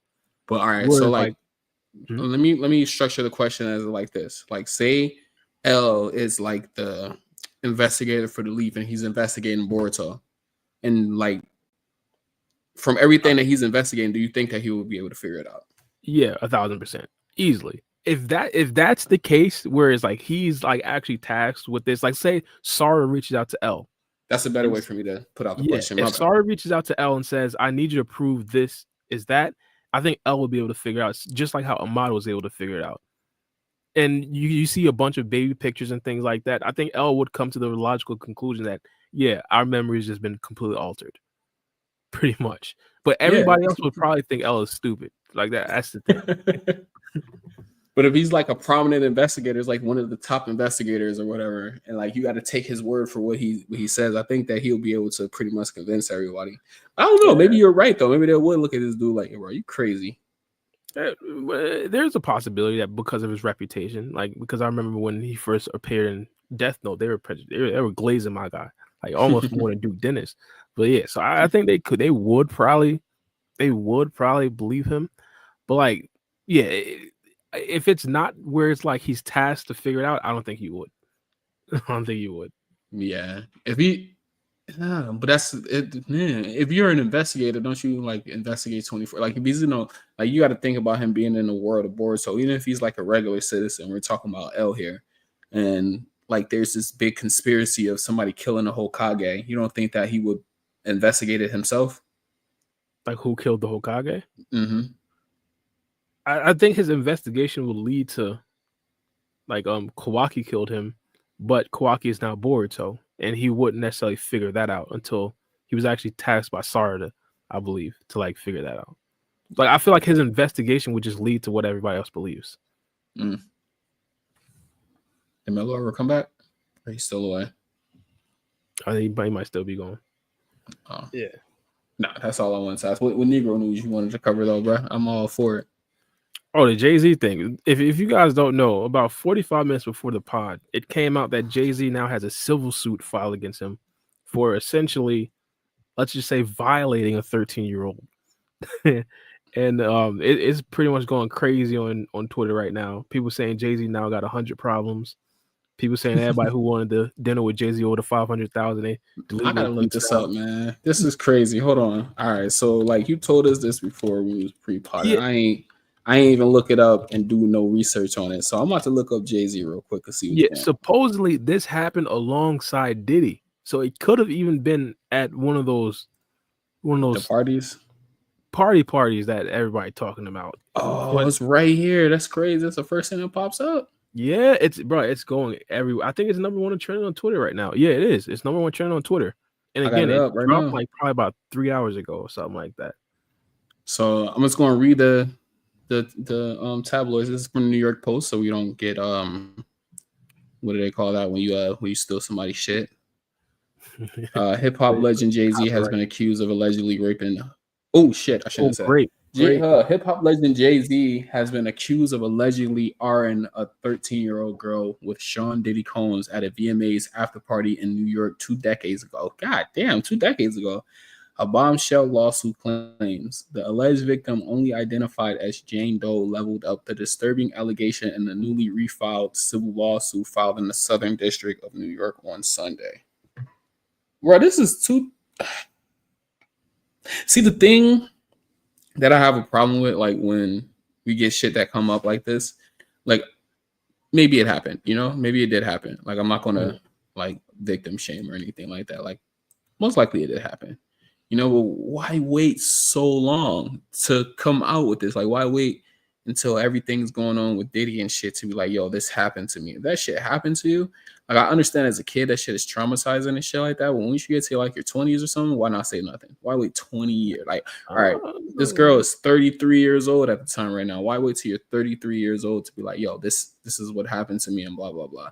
Like, I mean, I've never been through anything like that, so I can't really say it. Like, why didn't you do that or whatever? No, I'm just saying, like, I get where you're coming from. The other side would kind of be like, the reason they waited so long is because when they actually do go through with this lawsuit, they have to relive all the trauma that they pretty much buried down. That's what I'm saying. Like, I've never been through that shit, so I don't. Yeah, so that's what people usually say. Like, for example, like the person or the 13-year-old now probably has to go through interviews and stuff like that for like the actual court case and actually relive like all the actual memories and recall specifically what happened and things like that. Things that, again, she probably wanted to forget, and probably pushed away like years and years and years ago. And some people feel comfortable 20 years later. Some people feel comfortable 50 years later reliving that trauma. Well, I get the general frustration where it's like it's this long. It's like 20 years later. I get it though. Or it could be like I would get it like maybe you're not as scared now to do it because there's a lot of people coming out with it now. So it's like not as hard to come out with it now as opposed to coming out with it like 10 years ago, 15 years ago when you was the only person that was making these allegations.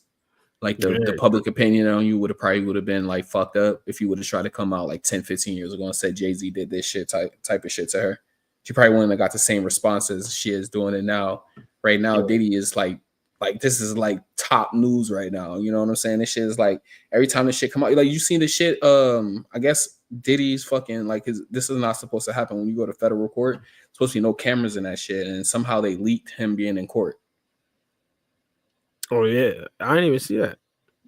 I didn't even see it, bro. Like it's just like little shit like that. Like it's like this is the biggest shit that's happening. Like not just pop culture, but just news. Period. Like my grandma knows about this shit. You know what I'm saying? Like this shit is like groundbreaking. This shit is worldwide. Like everybody knows what's going on. Even if you're not tapped into the culture, you heard about this shit. You know. So Yeah, maybe makes it a little bit easier when it's something like that. I see. Also with Jay-Z, like I'm it's like widely known that he met Beyonce when she was like 16 or 17. Oh, facts. And Aaliyah, bro.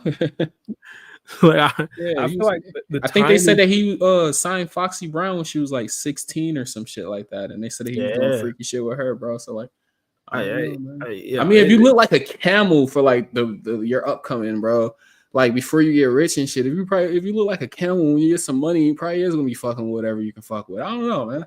I never looked like a camel, so I can't really give you my my like take on that. I don't really just assume that though, because I feel like rappers they should have like a mouthpiece, right? Like they know they're good with their words. Like, I think they'd be able to finesse like all the of age I mean, females, bro. but I guess that's not the case with Jay-Z. Though I feel like I this mean, right here looking like a could be. camel, bro. A mouthpiece is only gonna get you so far, bro. Bro, listen, you ever seen a fucking camel on the old cigarette packs, bro? Like back Nah, in the day. The see? camel. Oh yeah, that's what they're called, camels. Yeah, there you go, camels, bro. That's what bro look like. But nah, at a Sunglasses, famous everything. as Jay-Z was, like what they say, there's no ugly billionaires, bro. Jay-Z should have been Nah, messing that's with females facts. of his age for a fact. But That's facts. also But on 20 years top of ago, that, he wasn't a billionaire. I'm just gonna say that, but he still had stupid money though. Like his yeah, money I was still way had a too. lot. Yeah. Exactly, he was hood rich, But essentially. bro, Like, they also say like these dudes like I don't know if you how far you would take this analysis like, but these dudes like they have sex with so many fucking women like they get tired of it. Like that's why a lot of them turn like gay or like start doing gay shit. I, I can't. Like I don't know about that. you have the pick of you're the I ain't pick of the trying to get litter that of rich. beautiful women. Like that's what I'm saying, right? I think somebody said that too. They was like, man, I don't want to get that rich, bro. It's When fact. I Well, started just like the thing with Jay-Z that would be kind of interesting is that there's like a lot of other allegations surrounding Jay-Z. And you know, with the Cassie thing, like after she filed her civil lawsuit, there was like a bunch of other stuff like coming at Diddy, like there was like an avalanche. So like hypothetically, like this could be like the tip of the iceberg with Jay-Z. Like, I don't know. Like, I'm pretty sure now the idea that he got with Beyonce or met Beyonce when she was underage, I feel like that's probably gonna be like a significantly bigger story now than it was like a week ago. You feel me? one thing about Jay-Z in his career, like he hasn't been like the super cleanness artist, but he's been pretty clean as far as like nasty ass allegations go. You never heard of any really allegations. Oh shit, my bad. You never really heard of any really allegations from like Jay-Z of him doing anything with females and stuff like that. All this stuff is really starting to come out now. So for this to be like big news on Jay-Z, bro, like Jay-Z is really good at pushing shit under the fucking like under the rug, making shit not come out in tabloids and shit like that. Like, you suppose this dude had a whole daughter and she looked just like him, looked just like the nigga, ugly as hell, just like him, looked just like the motherfucker, bro. But he was under the rug. Nobody heard about this shit, bro. He's really good with this. So for this to come out and be like fucking like on the tabloids and like top news is fucking crazy, bro. Is this confirmed or is this like allegations? New No, York Post. New it's a York civil Post posted lawsuit. it. I already. I read it. Well, the summary. Hold Yeah. on. You both were talking. What's the answer? A civil Yeah, it is. lawsuit was filed. Okay. That's So that's nothing. where If you look on the screen, I have the New York Post up. So like, yeah. Okay. So it's nothing has been. They haven't gone over any evidence.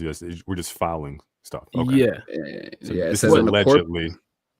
It says in the court papers, the alleged victim claimed she was attacked by Combs and Carter at the Drug Fuel House party in September 2000 at the VMA show at a Radio City Music Hall as an unarmed female celebrity watched on.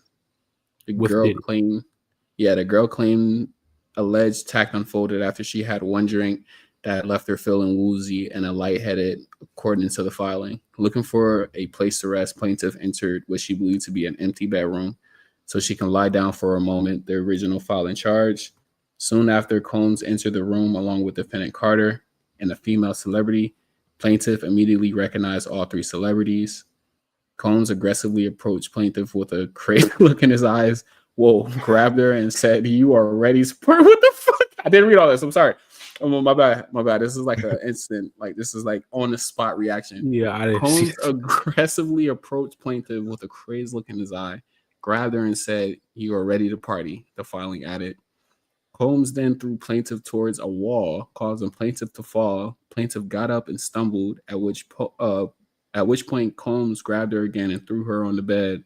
At that point, Carter began removing plaintiff's clothes as she grew more and more disoriented. All right, well, I don't know if we could continue. Bruh, this is some getting spicy stuff, bruh. It's Bro, getting a like little the crazed look in his eye grabbed her and said, "You're ready to party." It's This crazy. is wild. This is actually Bro, wild. this is This crazy. is wild. You know what's This funny? is crazy. This situation is not really funny, but like the whole Diddy thing, I know exactly what that look looks like. Because I was wondering, what is the craze to look? And But you can thought see about it though, right? I thought about any picture I've seen of Diddy lately. I'm like, okay, that's what it. Yeah, That's pretty what much what it is right there. Yeah. I was looks thinking like- about how Diddy looked in that video with Cassie when he was going crazy.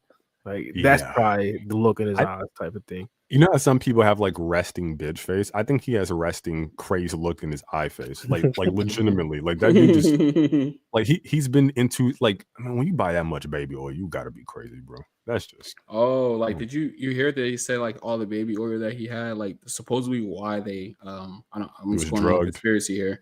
Yeah, with GHB. Yeah, my niece told me about that of all people. I was like, wait, what? They drugged the baby oil. My God. It wasn't enough to give him drugs. You gotta like so you just think you lathering down, just trying to get a little slippery, a little loose, a little loose. Next thing you know, you end up looser than you thought. Next thing you know, you're not even on cloud 9, you on cloud 19. Like this is crazy, bro. It's I don't know. But like this is kind of a silly question, but I'm gonna ask it anyways. Do you think we're on the cusp, the beginning of the super villain IRL arc? Like we're gonna actually have real villains. No, seriously, like we already do. Like I don't know if you ever heard about it, but we got like Putin is crazy. Yo, bro, he just stole like the past 5 elections, bro. What are we doing? Like, why are we pretending? Yeah, we're not going to go into politics. So this why podcast, are we pretending? This podcast is probably dodged the politics. Wait, what other elections? Hold on, what are we talking about here? What other time? Oh. Wait, hold on. What other presidencies we're talking? We said last 5. What? Kim Jong-un, his political opponents just so happen to die of heart attacks. Oh, he has something to do with that, is what you're saying? Bar, you better relax, boy. That boy got reach. He like Wembayama. He gonna reach out. I don't think he worried about Bar, but yeah, he not worried about me. Bro, Kanye West was on like a billion view platform, basically going at Netanyahu, bro. Come on, bro. Like that's Kanye. Like, bro, I'm not gonna lie. I really don't know. I don't know if we should get into politics on this channel, but I'll just say it's like an aside. Maybe move on.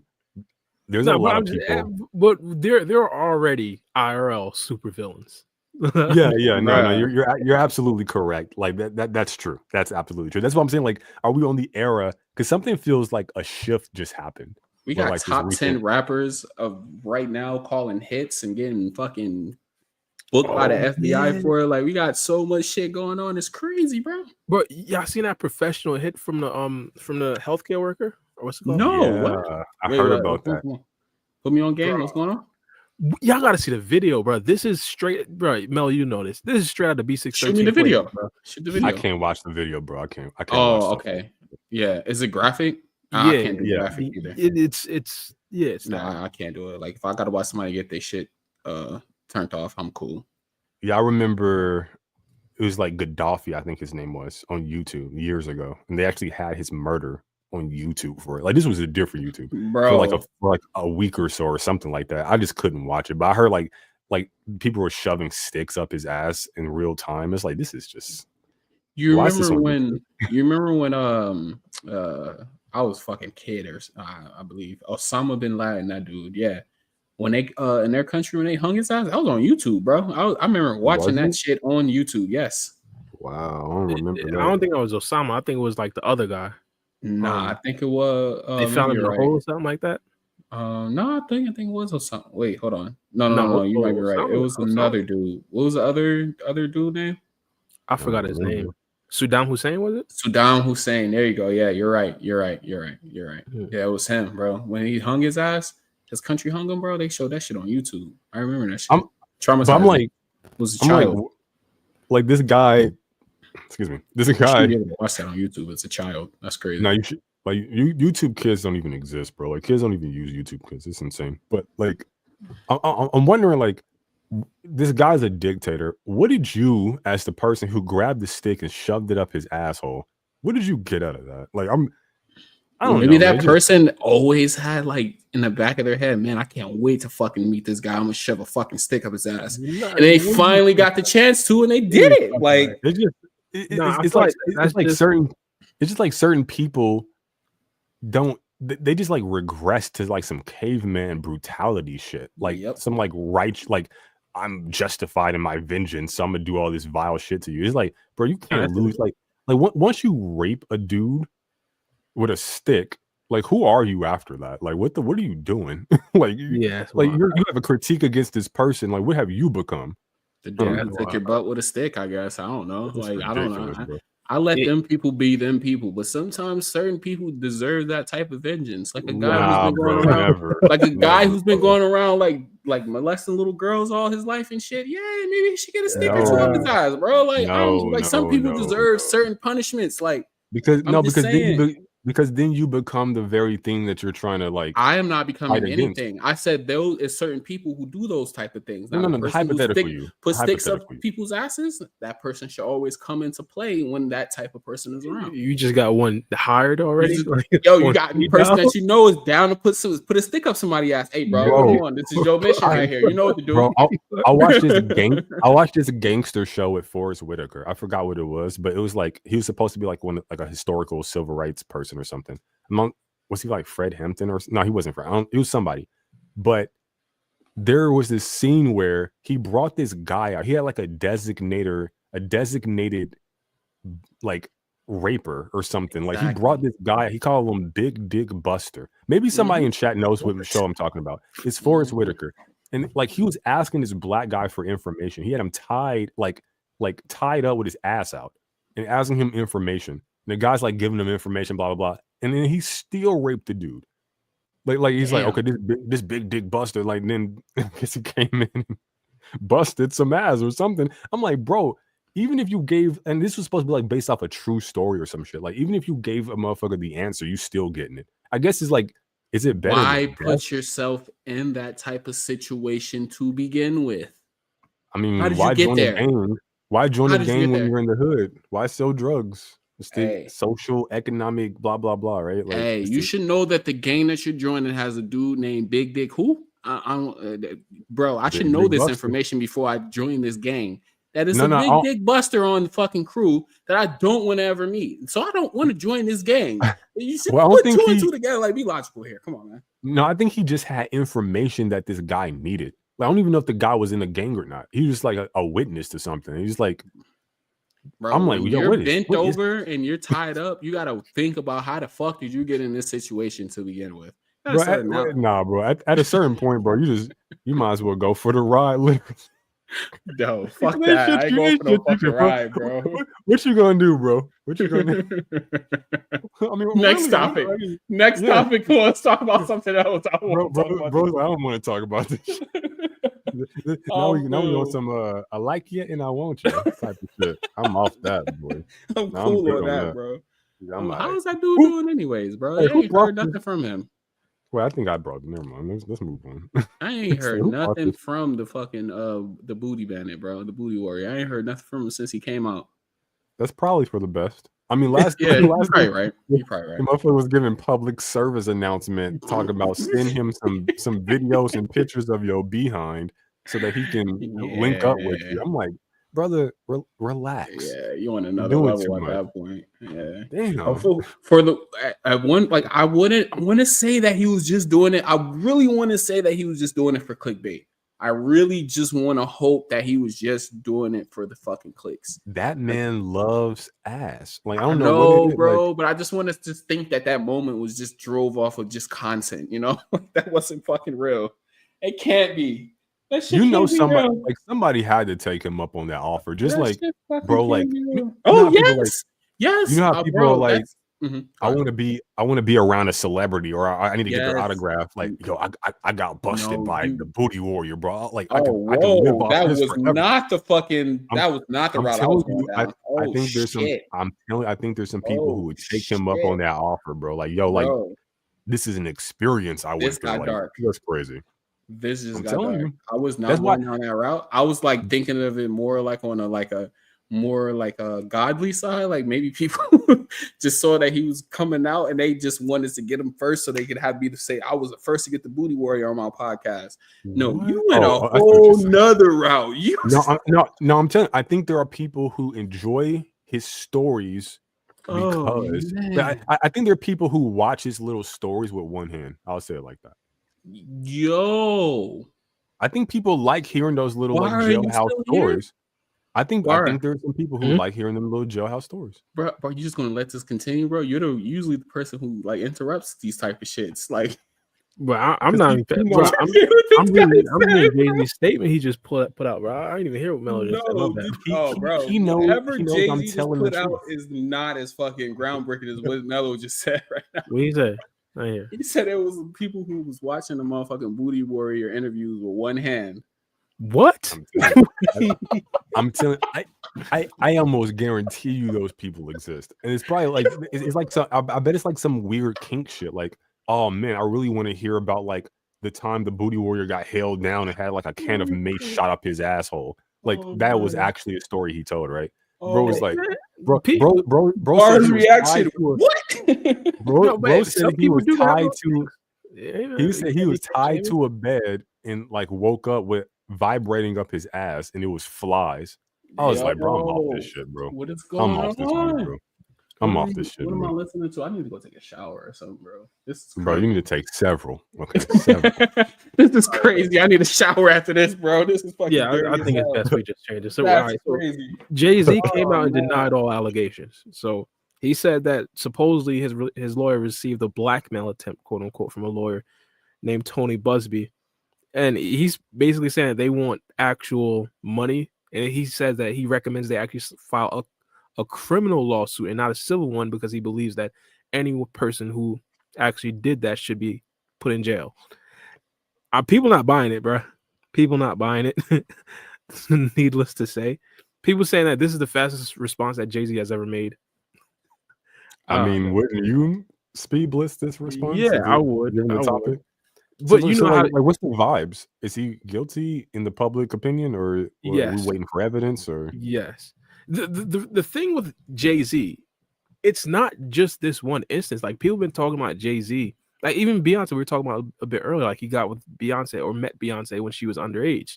It's like this isn't just like a once in a. And also his connections with Diddy. You know, everybody who's connected to Diddy, everybody raising the eyeball. Jay-Z and Diddy been like tight for years. So it's like, I don't know. And also, again, there's been plenty of other conspiracy theories. Like, freaking brought up the fact that he potentially had a daughter. People believe that Beyonce did something to the baby mother. It's like, there's like crazy conspiracy connected with Jay-Z. So once this pops off, a lot of people are going to believe it. And not only that, other allegations are going to pull up. Just same thing happened with Drake. Same thing happened with Diddy. Like, there's not just one instance. Like people are just gonna go and looking up multiple things, even if this is fake. Like people are gonna look up more stuff. Yeah, the era of the real life supervillain, and what I mean, like, I think they're going to actually like embrace it. Like, I want to know who's going to embrace the supervillain tag. I don't know. We might get like some kind of like Batman escalation, right? Like, hey, Andrew who came Tate? first, the supervillains or Batman? Like, who sparked what? Like, it's interesting. But I think Andrew Tate would probably be the closest. yeah, no, that's a good one. Every time I think of Andrew Tate these days, I think of that like meme where the guy's dressed like him. He's doing like the little zesty salsa dance. It's like gay Andrew Tate. It's like, oh yeah, I know what you're talking about. Yeah, every time I think of him, like every time I think of Andrew Tate, that's who I think of now. Yeah, so, nah, I don't know if he could be my supervillain. Maybe the Riddler. I don't know. The thing is, and we don't want to get too politicized now, but with Donald Trump like having the success he has as like a I forgot what it's called. There's like politicians that are like Bernie Sanders is this as well. I forgot the name of it. Populist. With the rise of populist candidates now, I think that Tate, even though he has like a whole bunch of bad to him, he'd be like arguably like one of the greatest populists in political history. Like he, already, without even mentioning too much politics, like he became like the most famous man on the planet and had to get banned off of multiple sites because he got so popular. Like, I feel like if he decided to become a populist politician, like, I don't know, even because of Trump got indicted with 38 counts, I don't think Tate's history would matter. Like that opened my eyes a lot. So I feel like he'd be like a crazy populist that would probably own that villain role. Yeah, I just don't think people really care anymore, or like it seems like this like veil of civility or decency or professionalism or competence is just like it's not valued as much as it was, or at least as much as it felt like it was in the past. It's just like everybody just like we really in the Wild West. Like it, man. If you don't know, if you ain't noticed the shift and you don't adapt to it, then you're gonna get left behind because this is a completely different world going into 2025 than just the start of this year. So I don't think people care about none of that stuff. I mean, like with Trump, right? Grab him by the pussy. We know that's the thing he said. I don't care about that. Like, whoa, I'm talking shit. Hold on. Apologies. Why did this give me an alert? Even though I thought I was on vibrate. Anyways, sorry about that. Yeah, like I just don't think people give a damn anymore. Like grab them by the pussy. That's not something I care about because I'm a guy and I know how guys talk when they're alone or in groups with each other, right? Like just guys. Like we're not. Yeah, like if you put a recording device on me when I'm in a group with my boys, like yeah, like I would look like a sexist asshole too. Like anybody would. Or like some people tell like maybe like some bigoted jokes or whatever. That shit I don't care about because they're just people being people, right? But yeah, like I just don't think people care about the more egregious stuff that I think they should. Like my critiques for him is not even like about that shit. It's just other shit. But politics, right? Yeah, You can't get away from it no matter where you go. But I think this might be an excellent place to kind of wrap up the stream. I think we had like other topics as well, but we can maybe go over those in a different podcast or stream. Yeah. But shout out. Okay. Yeah. Shout out to our channel members. You guys are awesome. I don't think we got any super chat donations this particular podcast, but that's okay. We appreciate you guys showing up for us and liking. That will help us. Leaving a comment in the comment section, not just a chat, that helps us as well. And sharing our content also helps. So if you can't leave a donation or become a channel member, that's okay. Those things do help us immensely. So thank you so much for the support. Big ups to Bar B. We appreciate you. And of course, Free Game and myself, we are the hosts of the Cloud Ninja podcast. Shout out to you guys. Anything else that you guys wanted to say before we wrapped up? No, not really. We chilling. Nice. Real quick before I go, Bar, because I did this poll and I want your thoughts on it. Who's better, Luka Doncic? I always get his name mixed up now, or prime James Harden? Now I can hear you guys. Luka Doncic. I go. Hold on. Oh yeah. Just like as an aside, like to leave off on, Luka, Dallas Mavericks, Luka right now versus prime James Harden. Who's the best player? Who you taking? Luka easily. It's not close. I mean, don't get me wrong. James Harden came out. He was averaging 40, almost 40 in his prime. I think it ended up being most like of his points 37. Off of fouls, bro. Come on. Yeah, that's how he garners most of his fucking shooting records. True, but the foul line. In fact, the biggest problem with James Harden for me is that he was super inconsistent in the playoffs. I know some people could just look at James Harden counting numbers and say, hey, he averages like 25, like 7, 8 in the playoffs and stuff like that. But it's not just the average. It's like the moments, the specific moments. Like game 7s, for a fact James Harden is not showing up. Big game 6s, it's questionable if he'll show up.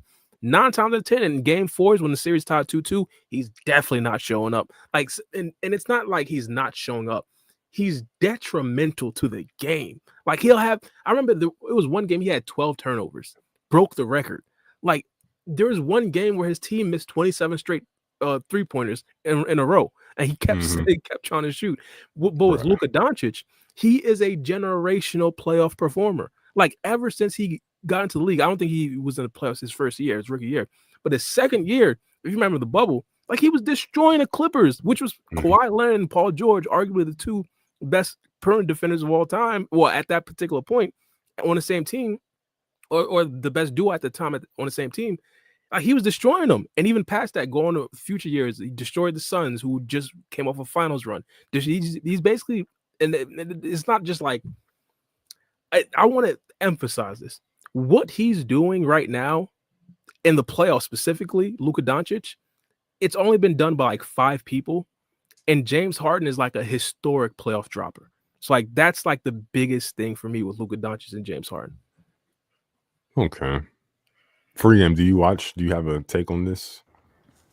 I'm not really a big fan of James Harden. Still a great basketball player. Probably can beat me. If you can't beat a regular Joe Schmo, then I don't know what to fucking tell you. But I think he made most of his points from the free throw line. He knew how to draw fouls. That's how he made most of his points. And Luka actually like really fucking balled for his shit. So if I'm comparing this to, I'm going to go with Luka. I love how you say he can probably beat me. That was probably. I don't know. I don't know. That was elite. Okay, I love that self-confidence. But I don't know. I think maybe Luka. Look, James Harden's an MVP, right? We can start there. So credentials wise, I think he's averaged more points than Luka. I think he has more accolades than Luka. Luka got to the finals, but he get swept. Was it a gentleman's sweep? I think he got swept, right, by the Celtics last year. So it's funny. The WNBA that was had a better for sure. That shit was nasty. That was ridiculous. The WNBA has had a better finals. That finals was sick. I got to watch more of those. But yeah, so I just think James Harden is like generational in a sense to where he changed like the rules of the game almost. I could see that. I could appreciate that. But first thing first, I want to say I am a bit biased because my favorite player of all time is Dwayne Wade. And he is, I say, the second best shooting guard of all time, but universally known as the third best behind Jordan and Kobe. And number 4 would be James Harden. So, like, I'm a bit biased against James Harden, but I think it's for good reason. Like, how do you feel about his trophy, his statue? Dwayne Wade statue. How do you feel about it? I hear. Was that again? I'm not too far away from the mic.